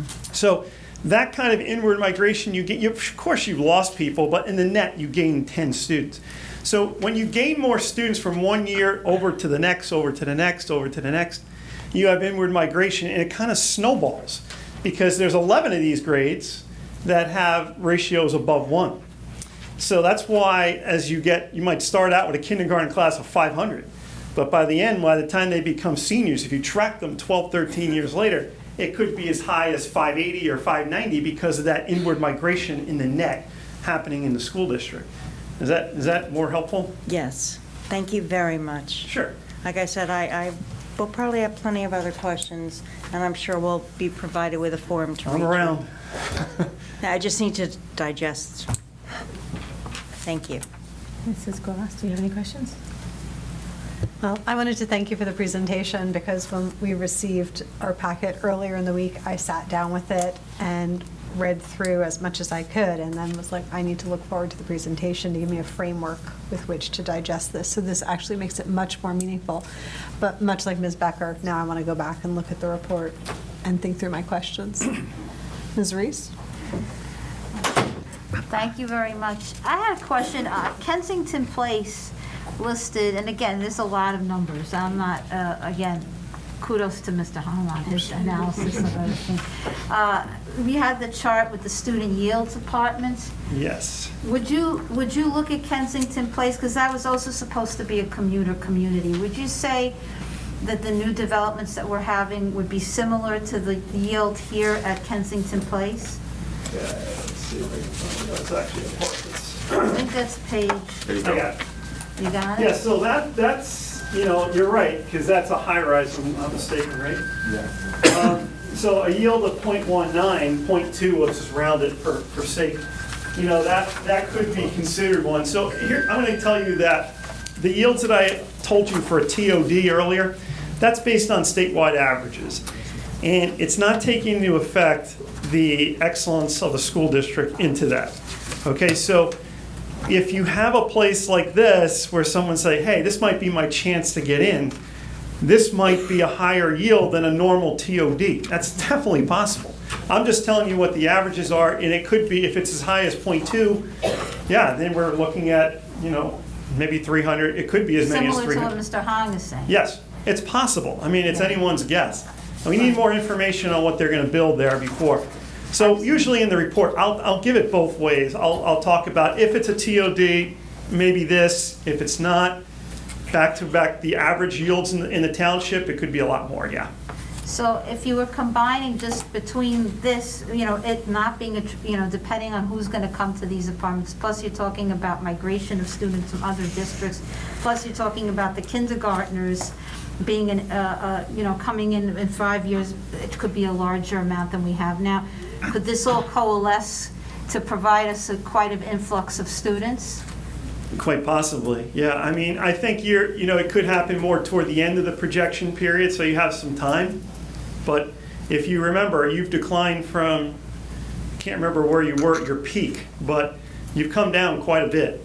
So, you could start drifting back in the other cycle, in the other direction. But, Bernardo, do you happen to have what your peak enrollment was in 2005? That was the peak time in the state, mostly. I'm just off the top of your head. Off the top of my head, for that year, no, but we were in the 8,700 range. Okay. Yeah, it's possible, beyond the 5 years I to can't hit even that imagine again. that at the high school. I can't. Well, we didn't have 8,700 at the high I school. know, I right, get it, but that's a lot. Okay, but you're saying within the next 5 years, you're saying this is a possibility of all these factors coalescing? I would say beyond, 5 and beyond, next projection cycle is something, because these births, between the births and the inward migration, yeah, and then if you start seeing them come in, if you start seeing these kindergarten classes changing significantly, that's what you want to look out for, because then you're still going to get inward migration in the upper grades like first, second, third, to add on to that already large kindergarten class, yeah. Thank you so much. Thank you. Well, one thing I wanted to mention, because we were talking about Kensington Place, Dr. Grip, I think our current number is in the mid-80s that we have as a yield from Kensington Place. But when it first opened, Mr. Giuliano and I actually took a tour of the facility, and they were building a playground inside which was originally designed as a social center. And we had questions about, the number of kids coming to the development at that time. But I think Karen just ran a report from Genesis, and I think we have students spread across all grade levels, including the high school, which seems to indicate that we don't have an elementary gathering there anymore. It's across all grade levels. Right, and it shows it here. So, this is from the 21-22 data. You had 35 K to 5, but at the high school, you still had 21 high school kids. Yeah. And this is 76 students as of last year. So now you said you gained another 9 and 10. Yeah. So that yield would be maybe around 0.25 now, around 0.19. And if it all coalesces, and you're talking about 400 students, that's the size of an elementary school, right? So it's a significant number of students. Right. Thank you for all this information. We appreciate it. You're welcome. Mr. Winston, you have questions? Yeah, thank you for the presentation. Okay, I think, I think you did the best with what you've got. There is no doubt in my mind that your input data is incorrect. Mr. Hong did hit it. I don't know what the township told you, but it's wrong. This report, this is a very high-stakes game that we're playing on this end of the table. We're talking about buildings. I think we're talking about buildings far beyond the 401 elementary. I understand the inward migration, but you have left out the accountability of the other units, and these units are being built under the guise of attracting not only commuters, but as a quote-unquote entertainment corridor. That goes far beyond a bedroom community. That is children. There's an ice rink being built. I can't imagine us 55 or 60-year-olds are going to be flocking to the rink and strapping on my skates for the first time in 40 years. So with that said, I think with what you're working with is an A+. Unfortunately, it's a C+ in terms of this report. I don't think this report adds the value that we need to make the decisions going forward. And I reiterate what Mr. Hong said. That's the exact numbers that I had come to. And now I have to add the differential for the qualitative piece of the type of person that will be attracted to this town. And you haven't added the variable of yield of affordable housing, which is my understanding that affordable housing units tend to have an increase of children, according to folks I've spoken to, number one. The second point I'd like to make more of a comment is that I know there's a competing demography going on within the township. Are you a part of that as well? No. That is a problem. So, without these two folks marrying together, and without you having the statistical realization that some of the things you said are not being built, ground is broken and buildings are coming down. They're being built. And when they get built, if those numbers aren't in here, it is impossible for this board to project on need. And believe me, I appreciate what you've done. It is unfortunate, but I believe your data was misguided. And it does not add the value necessary to make any impact on me or this board, in my opinion. Well, sadly, when we get information from the township planning zoning department, we have to take what they're giving us at face value. Agreed. So, and you did. And that's basically what happened. With respect to the affordable housing, I did take the affordable units into consideration and gave them the higher yields associated with affordable units. So yeah, it's different than market rate. But at the same time, you didn't assume an enormous chunk of affordable units because you did not have the knowledge that these things are being built. We have 2 units on here that are currently under either demolition or construction that you haven't accounted for, and one of them is in excess of 500 units, by your calculation should increase 120 students to this variable. Dr. Greb, I think I'm going to tell my son to become one of you because I didn't realize there was such a shortage. And I will say that unfortunately, this report is grossly incomplete and, in my opinion, does not add value to what we need to decide on over the next 12 months. Back up. Did you want to? Yes. Let him go? Yeah, you can go. All right. You saved probably 10 I'm sorry that we're coming at you this hard. Hey, it's part of the job. But I have so we're at 8110 right now. And with the housing and everything that's going up, we figured maybe, you said something around 400, maybe more? 284, I think was the But yeah, that's before you said that the... Oh, if you're talking about the redevelopments? Yeah, like 400, right? So we're at 86 approximately. Where I think this fails or is deficient is that it needs to encompass, can we house all those kids? That's where this needs to go. So if I can address that, because that was not a charge of the demographer's report looking at facility capacity. But isn't that the most important thing? We needed this data. We're working on preparing the capacity analysis and expecting that we'll be making that presentation next month. Okay, so maybe I can direct that to someone else? Excuse me.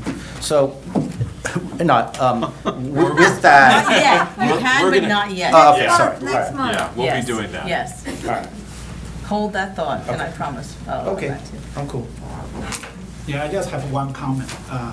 So why we have positive inward is because East Brunswick people is willing to put money to school, and we have very good teaching team, administration team, leading by Dr. Pulaski. That's the answer why we have a new word, immigration.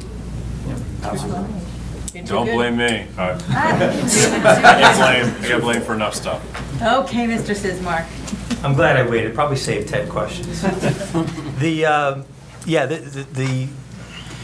In 4 months, and this is no attack on you, Dr. Grip, we have gained 154 students. That's what I asked for 2 days ago that I got from our board secretary. I have to start with, on page 12 and 13, do you have this report in front of you? No, sir. Is it my own report, or is it?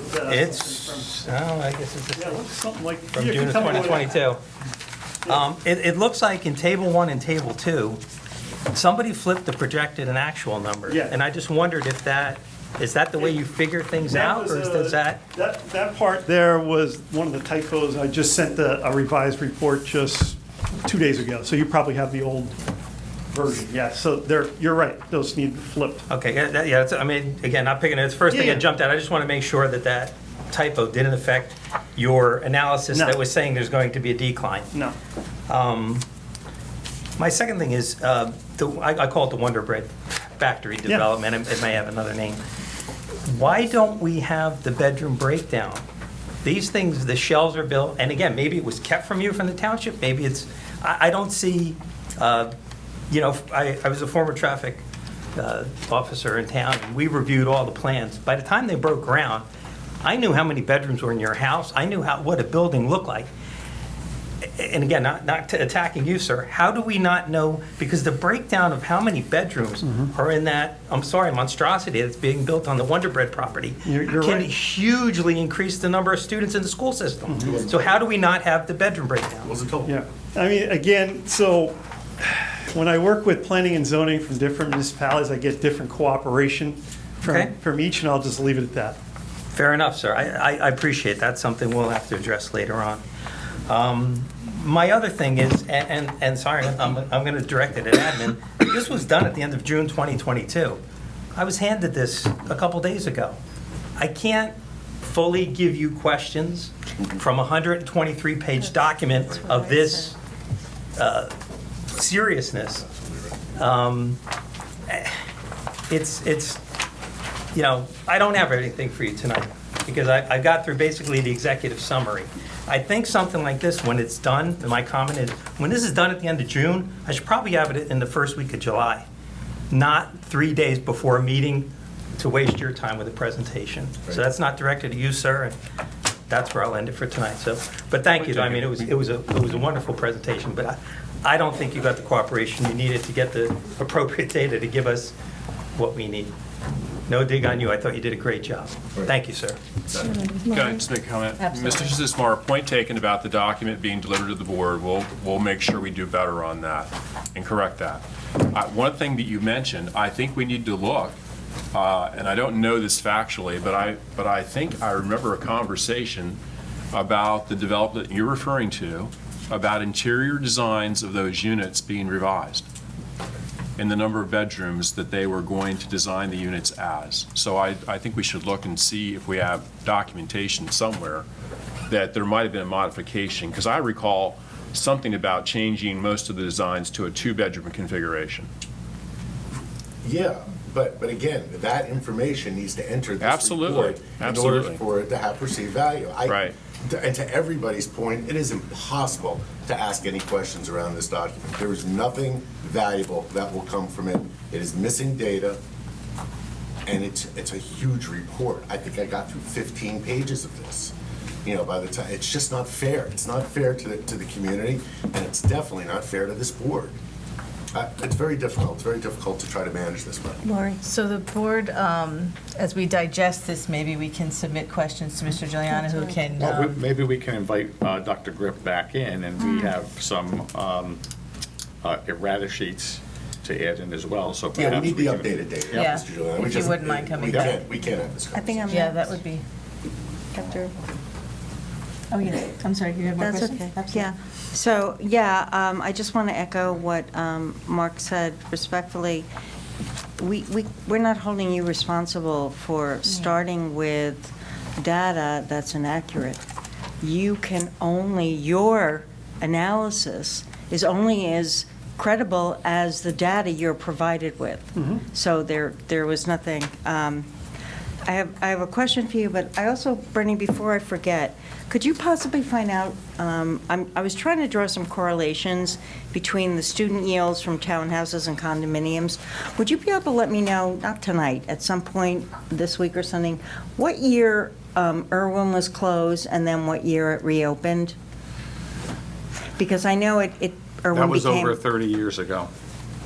I Right. can't tell you the exact year. We'll have to see if we can find. No, I meant, information on that, I know it was sometime in the late 80s because Irwin became known as the townhouse development. And if you look in the year built column, there were a tremendous amount of townhouses built within the same 3 years, and we had to reopen an entire school in to serve that area. My question for you is, I don't know if this number is in here or if it's even, if anybody would be able to get it. But it seems to me that one of the things you were talking about is changes in neighborhoods are cyclical. And as certain neighborhoods have larger populations with older children who go through the school system, go through college, leave home, those people downsize, they sell their house, they move out. Who's buying them? People with young children or just starting a family or no family but have plans. And it's all very cyclical, and I think that was part of why I was asking you about the inward migration and everything. Is it possible to find any correlation between any of the data and the number of people living in East Brunswick without children in the school district? Or is that just a crazy number to ever try and get? Well, it's really difficult because you're looking at, you got to go individual house by house. Yeah. And That's what I we're figured. doing a lot of data in the aggregate. I figured as much. Yeah. I mean, it's almost like I got a question today from another school district, and they're worried about their under 5 population. How do we know what's coming? I said, well, short of going door to door. Right. It's, what's 0 to 4 looks like. It's sort of Right. like the same kind of thing. Right, okay. Yeah. All right, thank you so much. Sure. And just to again, thank you again for the work that you did. We're not saying that the work isn't valuable. We appreciate it very much as a board. And I think that also we're not making at least for myself, I'll speak for myself, I'm not making a statement about the developments or whether they're good or bad. It's just we're trying to get an understanding of where we stand numbers-wise for the future, so that we can have the proper facilities. This was the purpose of having this study, right? To understand where will we be in 5 years, 10 years, so that we have a proper facilities for our students. So we appreciate what you're doing. Understood. Yeah, sure. Okay. Thank you very much, Okay. Dr. Grip. Thank you. We do really appreciate All it, right. and I'm sure there will be more questions forthcoming, and if we could set up a time for you to come back, Okay. that would be wonderful. Thank you. But All right. thank you for all the hard work. Everybody have a good evening. Thank you. Thank you. Okay.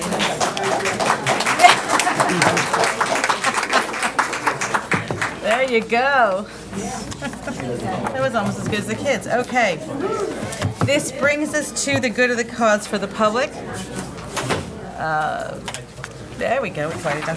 The Board of Education recognizes the value of public comment on educational issues and the importance of allowing members of the public to express themselves on school matters of community interest. To protect the privacy of all students and staff, concerns regarding individual students and staff members should generally be addressed by first meeting with the appropriate administrative staff. In order to permit fair and orderly expression of such comment, the board should provide a period for public comment every meeting of the board.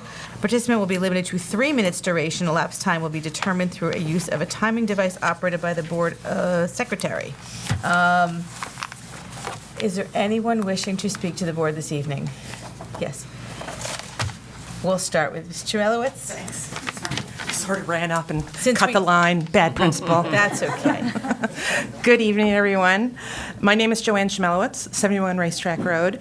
I'm the president of the East Brunswick Principal and Supervisors Association, the proud principal of Irwin School, and a member of the Irwin community. And on behalf of the East Brunswick Principal and Supervisors Association and to all of the board members, thank you for your recognition tonight, especially the heartfelt remarks of President Lax, Mr. Hong, Megan, and Dr. Valesky. As always, your support is appreciated.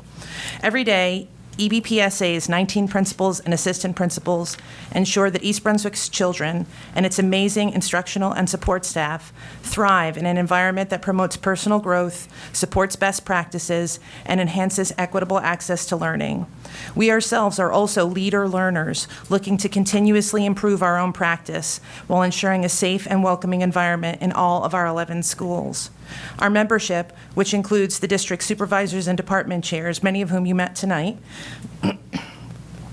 sorry, I just lost my place, work together closely to ensure that every aspect of our schools are in harmony and aligned with our common goals.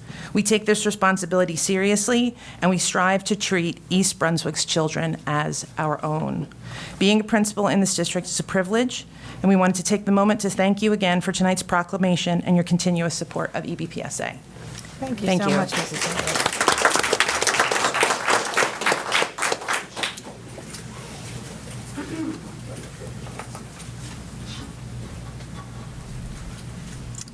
Okay. I saw a hand over here. I'm going to ask you, yes, if you come on up, please state your name and your address for the record. Hello, my name is Heather James. It's James, and my address is 2501 Commons Drive, so East Brunswick, New Jersey. All right, so thank you. Again, I'm Heather. I'll speak quickly because of the 3-minute time period. I am here representing families. Some of them are here. Hello. We live along Commons Drive in Kingswood Station off Cranberry Road. We have an issue with our bus stop being changed. Our children, about 20 of them, ride Warren-Stauffer Bus 2. We've been talking with the Department of Transportation since the beginning of the year about this issue. We thank Dr. Valesky, Mr. Juliana, Karen, and Joyce for their responsiveness. However, we do not yet have an acceptable solution to our safety concerns. Our bus stops have been consolidated. Our children now get on the bus along a very busy road called Kingswood Boulevard. It's used as a cut-through from Cranberry to Old Stage. It has multiple speeding issues. We've requested speed cameras. You can talk to the East Brunswick PD about it. It's very dangerous. When we first reached out to the Department of Transportation, it was because our children had to cross that road to board. They've since addressed that issue, which we deeply appreciate. Now they are on our side of Commons Drive at Kingswood Boulevard, but still, it is a busy road, and the issues remain. So we have several things going on. We have no sidewalk over there, no crossing guard. It's over a quarter mile from where most of the children live. We're talking about elementary school children. So we have first graders, kindergartners walking 15+ minutes. That means their parents are driving them because it's too far. They're causing congestion issues because there's nowhere to park. You can't see to turn. We've got cars on both sides of the bus beeping. We've had multiple substitutes on Warren-Stauffer Bus 2 due to driver shortages. We understand it's a district-wide issue. But when the driver doesn't know which student is supposed to get off on which side, inevitably someone gets off at the wrong side. We've had kindergartners, first graders crossing alone, wrong side of the street. We took videos, we put them on YouTube. We were promised assigned seating. No one can implement that. The bus is completely full. It's always running nearly late. It's just not realistic. And we have been given the rationale for this bus stop change as Board Policy 8600, which says that buses cannot turn down a cul-de-sac. We have all read the policy, and we are now seeking to change that policy, or we are seeking an exemption. Our bus always turned down that cul-de-sac, always. It's been doing so for 20 years. It's been doing so while that policy was in effect. Other East Brunswick buses turn down that cul-de-sac, and our own bus turns down another cul-de-sac along the very same route later in the very same development. We are concerned about our children's safety. We know this seems like small potatoes, but this is going to be the big fish to fry when someone gets hit by a car. We are trying to really prevent that before it happens. I sent each individual board member an email on Tuesday to your Board of Education emails, not the general one, each of you. I know you can't respond here, but we deeply appreciate a response to your email. We're seeking allies on the board, a justification for the policy not being forced in an ad hoc way. Thank you. Thank you, Ms. Jones.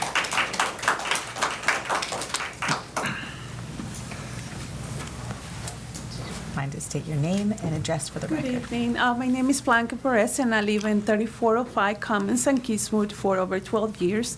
I raised my oldest two kids in the same complex, and I could testify for them. The bus was always able to go inside the complex, in the middle of the complex, so either the parents from the beginning of the entrance and the end of the entrance could meet and have a fair stop for everyone. So for us, seeing this, even last year, the bus stop was in building 9108, right? And the bus was able to come inside the campus, and that's why we were surprised this year. What was the change made? And that's why we're trying to get a solution about going back from what it was before from the previous years. Because my daughter started in second grade. Thank God she finished high school now here in the district, and all those years, that was the same stop for her. So that's why we're surprised to see that change is being done this year, and if we could go back to from what it was before. We greatly appreciate it, just like what Heather mentioned.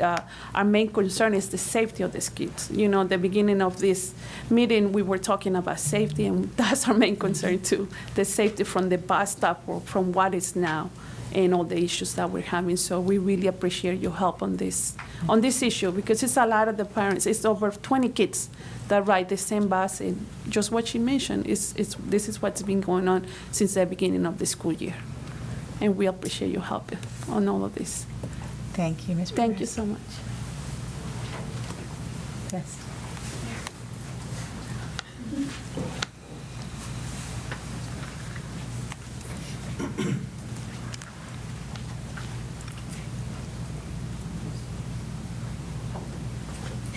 Joyce, give her the buck. Joyce, give her the buck. Do you want the box? You want to stand on this?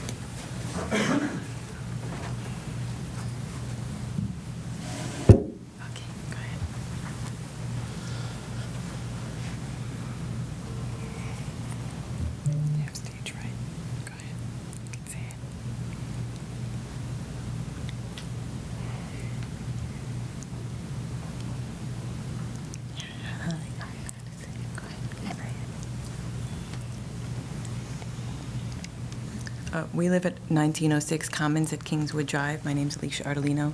This is my daughter, Madison McKnight, and we ride the bus. And really, what I would like to highlight is what they've mentioned with the safety. Yeah. For this age group of children, they do have middle school at that same bus stop, and that's fine for an older age group. But for kindergartners, first grade, third grade, and my son's in fourth grade, it just is the issue of the safety. I've seen kids run out into the road.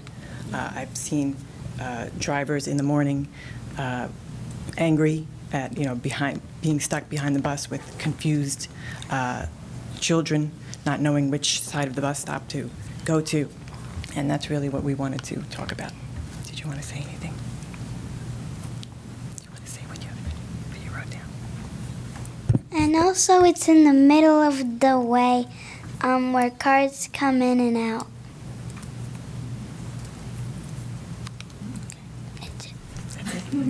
Thank you, Ms. Madison. Ma'am, excuse me. May I have your name again, please? Alicia Ardolino. Thank you. That was a good job, Madison. It's very difficult to speak in front of a large group. Yes. I'm a lot older than you, and I still get nervous, so I get it. Is there anyone else that would like to speak this evening? Sure. Your name and address for the record, please. Can I use the stool?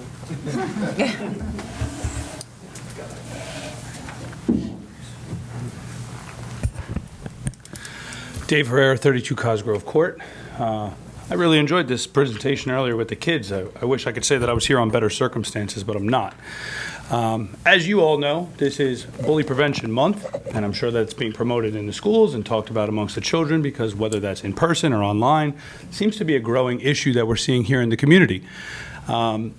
I'm here tonight because of some disturbing things that I've seen online by someone who's on this board, and now I won't mention them by name to spare them embarrassment, unlike the way they did to me on social media.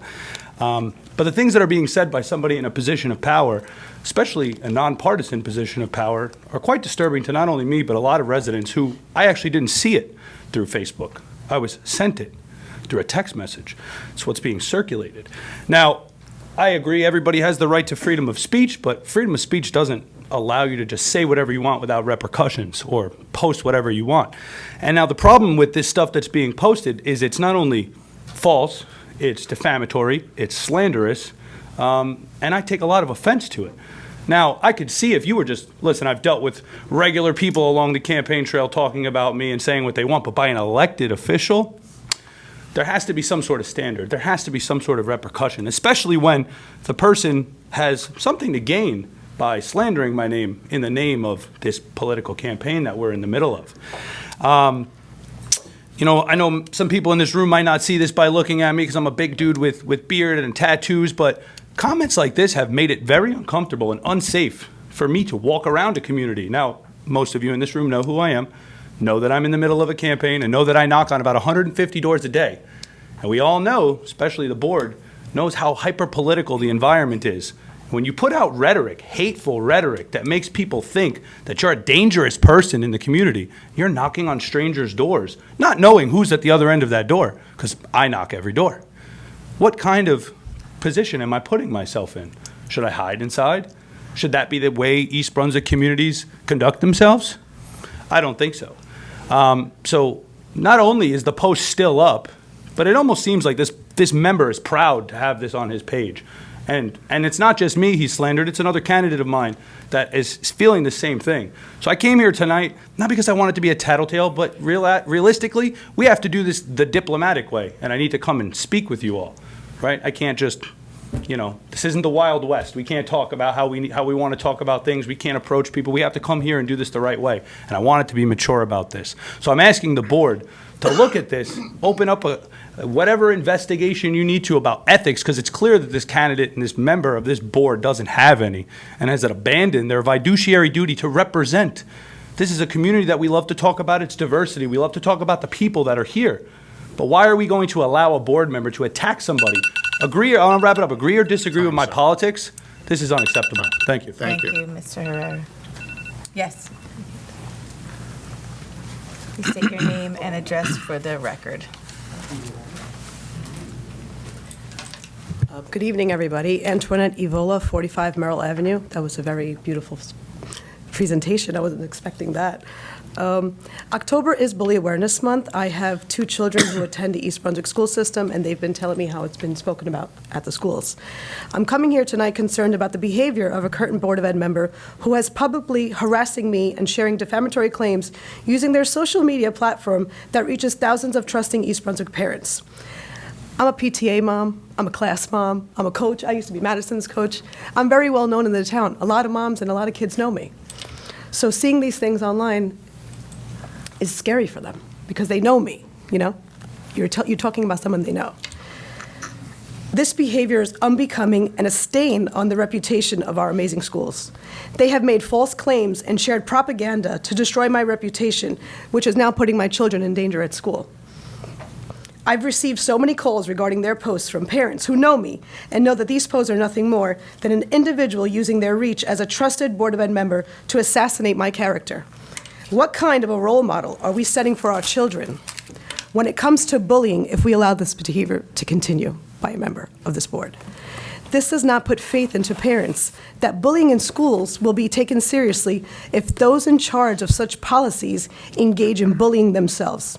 We expect decency from our elected Board of Ed members. So I'm asking the board to look into this and see if there's any unethical behavior conducted by this individual. I appreciate you giving me a chance to speak. Thank you.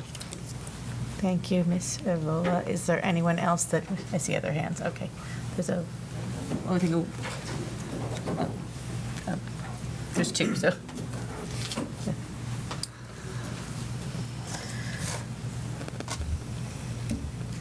I've lived in this community for about 18 years. I'm so sorry, I forgot to Oh, tell you, sorry. please state your name and address for the record. I'm sorry. My name is Neil Shaw. I live at 1 Jennifer Court. I have lived in this community for about 18 years. Both my children went to this school district, and there's a lot of things that have changed in the past 2 decades. The one thing that hasn't changed is the consistency of the East Brunswick schools. They've remained the top schools that I've actually ever been to, and my children have had the privilege of going to. That is why I'm here. I'm here in the support of my two really good friends, David Herrera and Antoinette Evola. And as they mentioned just now, that their characters have come under fire, and that too by an elected and trusted Board of Education official. I simply want to just say that we as a community have lost by this, and I think that at the very least, an investigation should be done by this board. I'll end my time with one last thing. We are all neighbors and all want the best for this town. This unnecessary mudslinging needs to stop. Thank you. Thank you, Mr. Shaw. I saw another hand. Yes. You state your name and address for the record, please. Denise Medford, 32 Cosgrove Court. I really, I enjoyed tonight, so thank you for that. I really want to go back to Frost Elementary because that was one hell of a principal that the kids are lucky to have. So this really pains me to have to be here to speak on the record about this and let the board know how I feel. And I wrote my notes down because I'm pretty upset about this. And as some other people have mentioned, that a sitting board member here has been taunting, bullying, instigating others to act the same by spreading lies, fear, hate speech, to discredit, harass, and undermine Dave Herrera is my son, Antoinette, my friend, by using social media platforms to promote, encourage others to spread more cyber attacks, hate speech, and slander. They're using their Board of Ed position to lend credibility to these attacks on their character. This is creating a harmful, threatening, dangerous situation for me. We've now installed an ADT system and want a Ring doorbell and everything because that's how I feel. So it's a dangerous situation for me and my family, and others mentioned being directly impacted by this behavior. So this is not befitting the role of the Board of Ed, and it certainly is an affront to the board, the community, and those of us affected by these actions, and puts us at risk for physical harm, and it's unacceptable. And I'm asking the board to recognize this as a formal complaint, investigate it, take any necessary actions to correct this individual and replace them accordingly. I will be filing an ethics complaint for further investigation with the School Ethics Commissions in Trenton, and we will await your response. I will also follow up with an email to every individual here. And I will await your response. These are appalling acts of aggression. They can't be tolerated by the board. And I know I don't need to remind you that this is bullying, National Bullying Month. We teach the children about anti-bullying and inclusion in our classes, and our leaders need to follow suit because this is embarrassing. Thank you, Ms. Medford. Is there anyone else? Yes, Alex. And a reminder, state your name and address for the record, please. I know. I understand. It's part of the rules. You got to Yes. do that. Alex Spielman, 6 Douglas Road. I came here today to discuss something that happened to me on Sunday for East Brunswick Day, where I met a few of you over there at the booths for the East Brunswick Public Schools. It was a wonderful day. Came to my attention that there were individuals that were circulating pamphlets to disparage me as a candidate for the Board of Education. I have the utmost respect for the current incumbents who are currently running. I have nothing but positive things to say. It's been a very reciprocal and very cordial experience between everybody, and I am very appreciative of that. But there are members of this community that are currently saying how I am a danger because of some obscene reason. I have no idea why they would say this. In destroying my character to do that. And it's really annoying because since it is, anti-bullying month where we talk about this stuff, that is something that I have dealt with my entire life, being a child who grew up with special needs and constantly being told that you were less of a person because you had these ailments on you. You're dealt the deck that you're given, right? A person with who is nearsighted or has who's an amputee, those are physical things you can see. You can't see a person who may have dysgraphia or ADHD or who is dyslexic or something like that, or has Asperger's or something like that. They may have mannerisms, they may act eccentric, they may act out of the norm, but they're not a danger people. They just have a different way of experiencing things because they experience their lives and their worlds differently. Now, that was one of the reasons why I wanted to come and help and give back, was because I can give a first-person account of that. I have lived that. I have been through the school system since I was in 4th grade, graduated in 11, graduated with not high honors, I'm sorry, multiple honor rolls. So I don't understand what the problem with that being a danger, because I think the only time I ever got an ISS was because of an argument I had in 7th grade, and that was because of just hormones ranging, and people were, you just had to do what the rules had to do. Hands were tied. But besides that, I don't think I've ever had an issue with people, and I think that's very unfair. And this is a nonpartisan thing, and it's really upsetting. I feel that that's a problem, and as a school district, I know that we're better. We have done better, and to see other people trying to interlope in this stuff it gives me pause. Thank you. Thank you, Mr. Spielman. Yes. You can state your name and address. for the record. Catherine Tang, 137 Ainsworth Avenue. Not good at public speaking, so what I'm going to say is something in line with what Heather said at Kingswood Station. I also had an issue with the bus, the transportation system. My daughter, she's at Hammersholt. The bus was in an accident, and parents were never notified. I found out from my friends that I was working, and I just didn't feel that was okay. And I did get a response from Dr. Valesky, so thank you. But Joyce never responded to my email. Not like what the procedure should have been. The kids were fine, so I don't know, getting all like, I just feel like that should not be the procedure. If my kid is in an accident, several kids, parents should be notified, yes or no? This is not, this is not debatable. If I could. Yes, please. That situation has been corrected. I understand, but I was no one ever responded back to me. But I want to let you know, not just that situation, but any situation going forward, that will not happen again. So you can rest assured. But I apologize again. It's very difficult again. to trust putting your kid on the bus. I work 12-hour days. I'm a pharmacist. Understand. I vaccinate old people. That is my job. I can't just go pick her up in the middle of my shift. We failed in that regard, and it's corrected. And I assure you that it's corrected. Okay. But we failed in that incident. It's very hard to really trust, because now I got her a cell phone and all that stuff that I wasn't planning on getting her. She's only in 4th grade. I was kind of hoping to put off the cell phone, social media exposure, all that stuff, but now I have to pay for a cell phone. I have to, do all this just so I know that she's safe, right?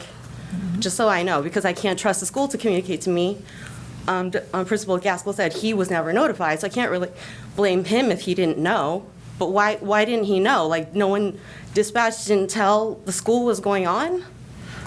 I can tell you, we investigated internally all the individuals that were involved. But sincerely, I apologize because you should. The bus driver obviously knew he was in an accident, called the police, great. Right. Next call would be to Department of Transportation, yes or no? It just seems like natural. Another bus has to come pick up the kids, right? So they knew what was going on. They just didn't tell the school. The school couldn't tell the parents, and then what? Honestly, there was a miscommunication. The communication should have been handed off, and it didn't happen. Right. But we have a policy. It's our policy. It's followed all the time. It failed in this event, but we've taken measures to make sure it does not happen again. Okay. Thank you. Thank you, Ms. Tang. Is there anyone else that would like to speak to the board this evening? Okay. Mayor Cohen, please state your name and address for the record. Brad Cohen, 1 Pine Meadow Court, East Brunswick. It's actually been a very long time since I've had the opportunity to address the board from this podium. Brings back some very fond times. But what I did want to come here and to say was that, first of all, I know that there's been a lot out in the media recently about differences between things that have taken place on the township side when it came to budgets and taxes and the school board, and that's made news. But I really wanted to highlight is while that difference has been something that we've recognized and we have explained to the public, and I believe most people understand, what I don't want to end up being lost in all of this is the fact that relationships between the township and the relationship between the school board is much like any other relationship, not that they improve over time, they continue to be worked on over time, and they're far more nuanced than just one issue. For the public, they should know, and I'm here to emphasize and enforce that we have a very good relationship on a regular basis. We have many things that I think I speak to Dr. Valesky 2-3 times a week.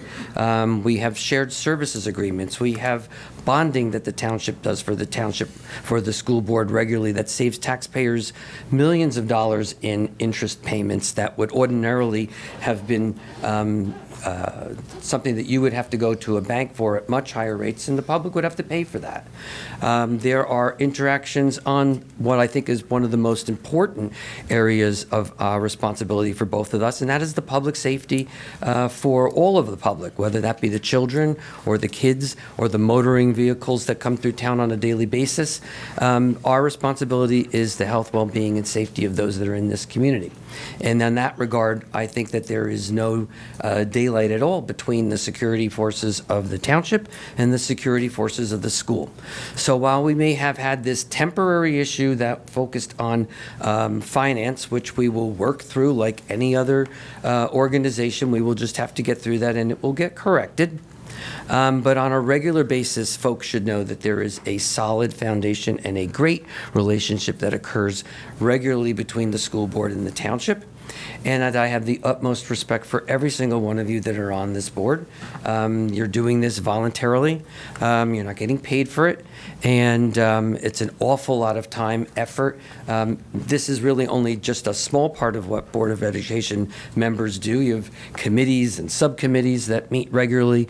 That's not stuff that the public often sees or hears about. So I appreciate the work that you're doing. I know that you're here for the right reasons, and you're all here with the utmost of integrity. I hope you feel the same way about those of us who are working on our side, and I appreciate the fact that I've had this opportunity to speak to you. Thank you, Mayor Cohen. Is there anyone else? Yes, please. Come and state your name and address for the record. Hello, Kelly Kelleher, 94 Independence Drive. I just had a question actually regarding the quarterly taxes that the mayor just brought up for us here.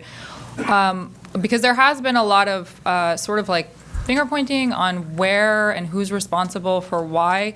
I know the average is $230, but that's certainly not what I'm paying in the third quarter, and I pay quarterly. So my neighborhood our taxes are definitely a little higher. We're paying a lot more than that right before the holiday season. I do remember when it was first announced that it was an issue from the school board, and I had sat through the board meetings on the budget. I also sat through other meetings over the summer where there was votes on sending money here or there. And I guess I just wanted some clarification on why it is, because I do remember an email from Mr. Valesky that went out addressing it. And it was my understanding that the school wasn't responsible, and I don't really need to know who's responsible. I am curious, but I just want to know why my taxes are higher, if they're going to continue to stay high, and if there's something that the board can do about that, or if that's something that, like, where does that fall in terms of responsibility? Thank you. Thank you, Ms. Kelleher. Is there anyone else that would like to speak to the board this evening? No. Seeing none, I'm going to close the public portion. Before I ask for a motion to move this evening's agenda, is there anything that needs separating out? Okay, may I please have a motion for the items? Mr. Carangelo. Mrs. Becker. Okay, I'm going to ask for discussion. It could be on any item on tonight's agenda.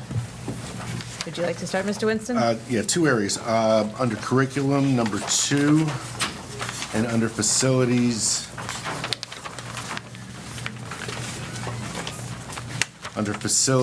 number 2. Go ahead. Starting with curriculum, under number 2, contract for Living Voices. There's several. Can I learn, what is that program? If I'm understanding, these people are going to come up, oh, I'm sorry. Yeah, there you go. They do. They Tell me what. come and they act out the experiences of the different periods represented. So what would be an example of what a student would experience talking about government and human rights, culture, and perspectives? I mean, I don't have that information with me this evening.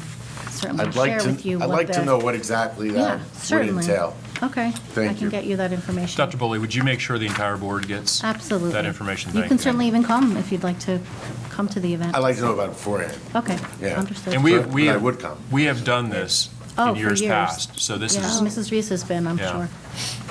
Yeah. Oh, okay. We just want to stay on that topic and then we'll go to the other? I saw a Living Voice presentation years ago at the high school. I forgot the name of it. It was about Anne Frank, and it was told through the eyes of a friend of hers, I believe. Through the eyes of a friend. It was called Through the Eyes of a Friend. Through the eyes of a friend. And I had the privilege of having the time, and my son was in high school, to go and see it. It was wonderful. That sounds great. I'm just doing the other. Oh, yeah. Things change. I just topics are wanted hot. you to know that I saw one, so one of your fellow board members, just to tell you, I did see one, and the reaction of the students was very, very touching. They got a lot out of it, and they were very moved. There was a great discussion. I think that's a good topic, but I'm curious on the others. I just wanted to. No, let I you know appreciate it. that Sounds I great. actually saw one. And just on the second one. Sure. That is a huge change order. Were these things not considered at the time for the TCU? There's a $250,000 change order, and it just seems like these would have been items that would have been come up in the original bidding and build-out. So, there are some items, so for example, the second item listed, the modifications to the electrical service due to switchgear. There's certain things that are not known until they start getting opened and really getting in. It's like opening up the walls. You don't know what the conditions are until you get in there. So the switchgear is one area, for example, where once they were getting into the switchgear, they were able to determine that there were modifications necessary to be able to accommodate the necessary provision of power to the TCUs. That's something that wouldn't have been known in advance. Okay. Unknown conditions. Just looking down, there were some other things that were added. So, for example, there was reconstruction of inlets. That was as a result. Now that was on the site. There were water inlets for stormwater. They were degrading, and so we added them onto the project because they needed to be done, and the contractor was already on site. Mr. John, are you referring to PCO 6.014? Oh, 14. What about 6.023? The 104,000 for irrigation. Right, so the irrigation was an additional piece that had not been contemplated, as I recall, and needed to be expanded beyond what was originally planned. There were areas that were not going to be irrigated, and we decided it was best to have them irrigated. It would be better for the landscape, for the just overall maintenance of the site, to have the irrigation expanded. Mr. Winston, if I could, over the years, we have encountered fields that have been developed. Behind Memorial was one example, as well as behind Churchill, where the fields had remained substandard for a number of years. We had holes and divots and it was generally not the safest environment for our athletes. So the decision was made that when we decided that we were going to install the TCUs and redesign the fields behind there, we knew that we wanted those fields to retain as a permanent feature when the TCUs came out. So the investment of irrigation to make sure that your investment in regrading, reseeding those fields would just continue once the TCUs were out. And primarily for athletes, for their safety, and just for continued use. This is really a longer-term investment, so this isn't something that will go away when the TCUs are pulled out. Certainly, thank you. Absolutely. Yeah, the same item. Can I say something? Sure. A contract is a contract. When we post the bid, people come in to bid, and then we choose the lowest one award the contract. And I understand there's many unpredictable things there, so that's why when I review the document, so they are changing orders. It's okay. But for this one, this is 14.4% variation increase, almost 15% increase. This increase almost $260,000. That is a very big number. So I don't know this contract, their bid is, I believe, is the lowest one, but the difference between this bidder's bid and the next second lowest one, I don't know how much is that. I don't want them coming in with the lowest bid and then come back again and says, hey, we need to add this, add that. So for this one is 14.4%. So, that I don't feel comfortable this way. Technically, this $206,000 is now bid. If we just give this contract to the contractor for $206,000. Yep. So, Mr. Hong, there would never be a change order presented to the board that is a unilateral request by any contractor. I can assure you of that.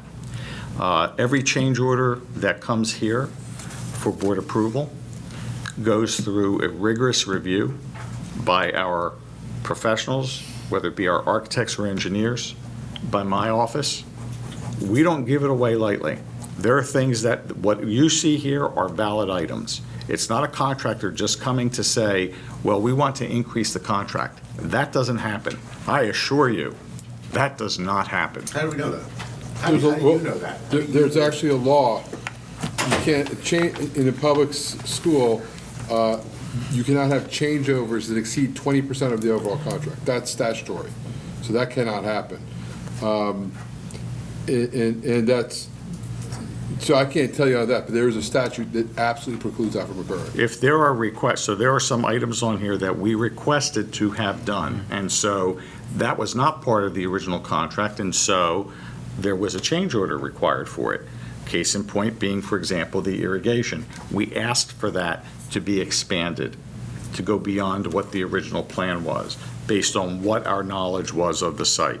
We asked for the inlets to be reconstructed because they were failing, and so that was not part of the original bid. It was based on observation of failing water inlets that needed to be repaired. We asked for additional paving to be done because there were areas that were not considered originally in the plan and identified in the specifications that were beginning to degrade, and so that was added. So the reason you know that is not because the contractor's telling us, but it's because we're asking for something or it's being validated through our architect, our engineers, and our on-site views of what the conditions are.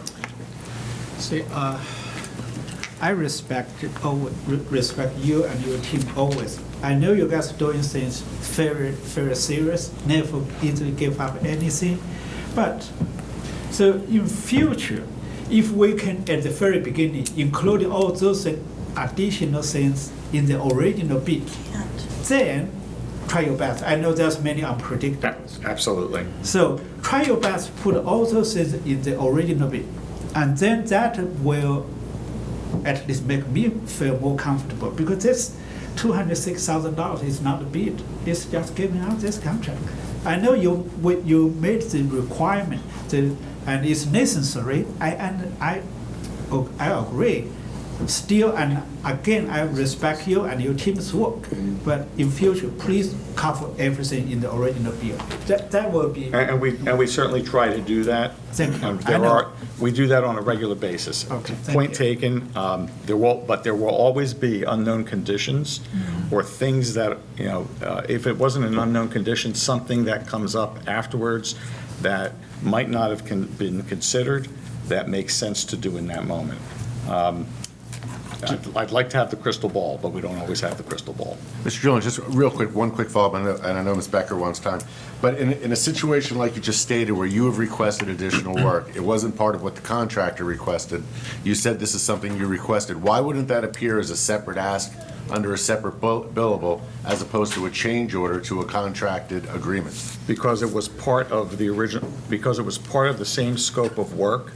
So rather than separate it out, there's value to having the existing contractor do the work rather than bringing someone else in or delaying the work. Oh, so you're saying if we were to separate out, it would have to go to bid?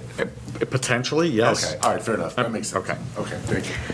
And it could delay the project if we were waiting on someone else to come in. The first reason was better. Stick with it. Okay. All right, that's good. Thank you. Mrs. Becker.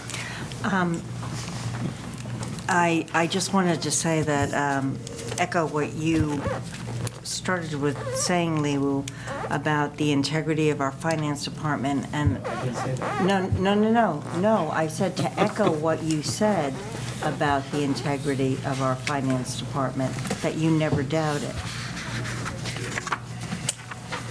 What I'm trying to say is, I have seen over the years many change orders along these lines.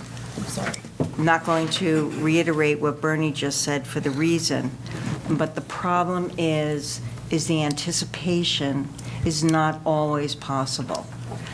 The best example I can give you is when we went out for referendum and to bid for Churchill Junior High School. We literally, in the time in between the referendum, the bid, the construction, breaking ground, et cetera, ran out of money and had to raise millions? A couple $100,000? Right. I don't recall. It was a real large, we literally could not finish it. And it was because the cost of everything had risen so much in the time in between when we got the original amount approved for referendum and the actual construction. It was the most dramatic illustration to me of how any kind of a construction process is almost like a living, breathing process. Things happen all the time. So I think that while these numbers can be a shock to our system, and it's hard, but it's hard to include upfront. What I was saying, Liwu, was that I wanted to reiterate what you said in expressing respect for Bernie. I wasn't saying you were saying that you didn't. I said I wanted to say, yes, thank you for saying that. But do you know what I'm saying? Sometimes it's so hard to get that up front because that crystal ball, as Bernie referenced, isn't there. Thank you. You will have one in the future. Is there any other discussion?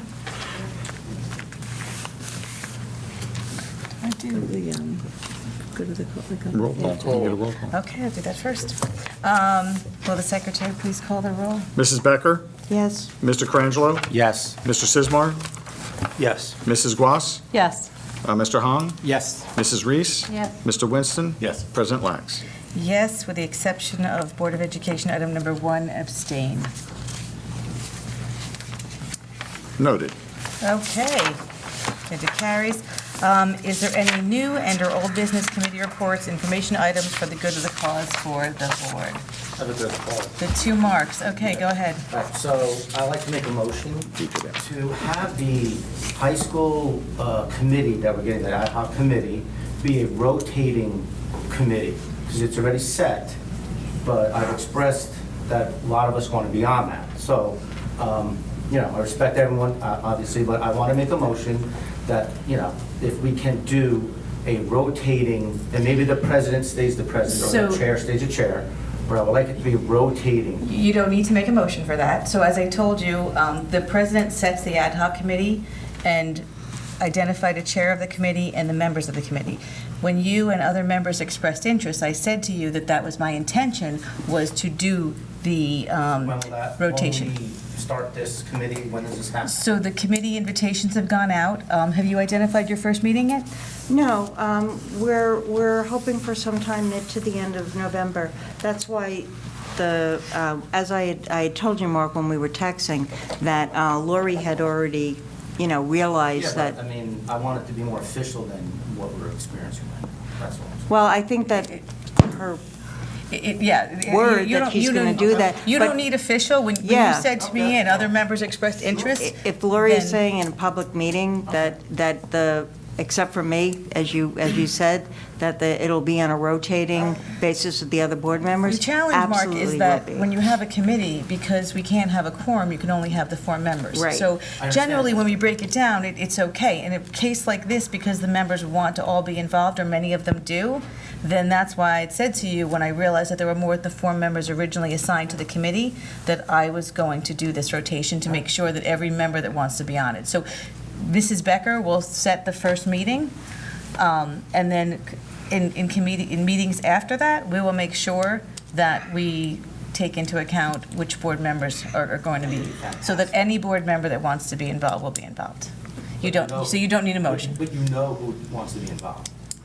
I do from the people that have expressed interest to me, yes. And if that changes, that's fine too. So if you didn't express interest and you decide Yeah. down the road, you know, it's not, it's a living, breathing thing, and so you don't need that. Vicky said you can trust me, Mark? I do trust you. So I promise you, any board member that wants to be involved will be involved, yes. Sounds good. Original Mark, how's that? The OG? The OG. OM? Okay. I wanted to thank, on October 3rd, the EBEA Pride Committee was kind enough to give us a candidates night for the 3 incumbents that are running this November. So I want to thank, Mrs. Gloss for being there, Mr. Hong. But I also I know Mr. Spielman's here tonight, and I met Mr. Schmidt on that night. And I want to say, kind of what Mr. Spielman was saying, it's been very cordial. I also congratulate Mr. Spielman and Mr. Schmidt for putting your name in the hat. So many people out there are running around on social media saying things and doing things or whatever. You want to make a difference, you want to join us, that's fine. I embrace my nonpartisan role up here because there's one goal, and it's for the children of this district. And like I said, I know the 3 incumbents, and I met the other 2 gentlemen. So that's 5 people that actually put their name in the hat and are here for the kid. And I'm not saying, that people can't speak their mind. They can speak their mind out there on social media. But I really, truly do respect the people that put their name in the hat, put their name on a ballot, and will work for this high-paying job we have over here that people think we have, to protect and to educate the children. So, thank you. That's my feelings on that subject. Thank you. Mrs. Reese, oh, I'm sorry. You go first. EBF has a meeting on September 29th. So tomorrow night is a big night, casino night. So I hope. No, I'm so sorry. It's been moved. Oh, move. Oh, okay. But, Yes. bet on it. but anyway, so your money is not wasted. So every penny they make will go to our school funding our programs which our board cannot fund. So Jack and his team are working very, very hard for any fundraising. I was so moved during the last meeting. So during the back school night, they sold the EBEF Apple. Everyone chipping in a tiny bit, but at the end, they almost got $700. That which can fund 2 mini grants. So that's why I urge everyone, if you have time, go to the casino night. You have some fun. and the EBEF get some money, and then some teacher will benefit, will get the grant money, and our children eventually will be the beneficiaries. Okay. So we had a curricular committee meeting last Thursday, and 1 week ago, we had very good meeting. We have 45 teachers, administrators. It's big meeting. So the beauty of this meeting is the teachers provide the proposal, and then everyone chip in their ideas, even not approved, but it's future, can be approved future. So that's the way I believe the curricular committee should be. More teachers come in, express your idea, your plan, and then we work together. At the end, our children will enjoy the best education. Thank you, Dr. Pooley and her team. Thank you, Mrs. Reese. Yeah, I just wanted to reiterate, we spoke about National Principals Month. Thank you. I didn't have a chance to say thank you as well. I'm sure you all feel the same way, that we're very appreciative for the administrators, starting from Dr. Valesky and to our principals and assistant principals and all the department heads. Really, they make a big difference. The assistant, of course, the assistant superintendents. I'm sorry, I apologize. But you know, it's the climate of a building really makes a big difference, and you know, having that leadership at the building. I mean, it's seeing Frost. Obviously, I'm a little partial to Frost. I love every school, but Frost has a special place. And I remember when Robbie was little and it was icy, and it was Beth Lauren was the principal. She took her arm, he was about to fall, it was a kindergartner. She lifted him up by like a scruff of his neck, it was like his jacket, so he wouldn't fly down the entire thing. She stood out there waiting as the principal to make sure everyone got in safe. So it really makes a difference, and just thank you very much. I know everybody left already, but maybe they'll see it on TV. Thank you, thank you. They didn't actually, just to piggyback on that, because one of the things I was going to say was you talk about homegrown talent. I don't know, and you saw, you know, Megan made a comment about Lexi DeLuca, who was, you know, a very popular teacher in Churchill. One of the things that I was so impressed with was a lot of these people, and Danny's shaking your head, you did good, a lot of these people grew up, our kids grew up with them. They went up through the ranks, and it was so beautiful to see them in these, you know, positions, principals, vice principals. So it really tells you, you know, you're doing something right in this district, because they're coming up and they're remembered by the students. She walked past me and I didn't think she was gonna recognize me, because it's been like 4 years. Yeah. And then she was walking over there. She was like, "Hi, Megan." I was like, Hey, 4 years is not that long. I know. It's like a quarter of Just our because you life. open the high school. But no, but it's true, and that's what's really nice, and you saw the smiles on those Frost children this morning, and they're going to be saying the same thing, so it's really terrific, because it really does, the climate of the building is important, and I love to see that these people were recognizing, you know, some of them we hired 10 years ago or more, so it's a really beautiful evening. Yeah, it's really a great representation of growing our own. And there are some people from the outside that are mixed in there, but the majority of the people are our own who have moved up in positions, and I think collectively the organization does a great job of preparing people for that next level. Absolutely. And it's just waiting for the opportunity, and when those opportunities occur, we have some of our strongest candidates come from within. Strongest candidates, meaning Jen Cunningham, who braved the ridge with me at Fairview 1,000 years ago. So I think about feats of strength, but yes, absolutely. Yeah. So, is there any other discussion or any other good of the class? Okay, well then I am going to ask for a motion to adjourn So this moved. evening. Jeff and Vicky, any discussion? All in favor? Opposed? Aye. Thank you and good night, everyone. Get home safe. I need you. I'm really going to talk to you for a couple minutes.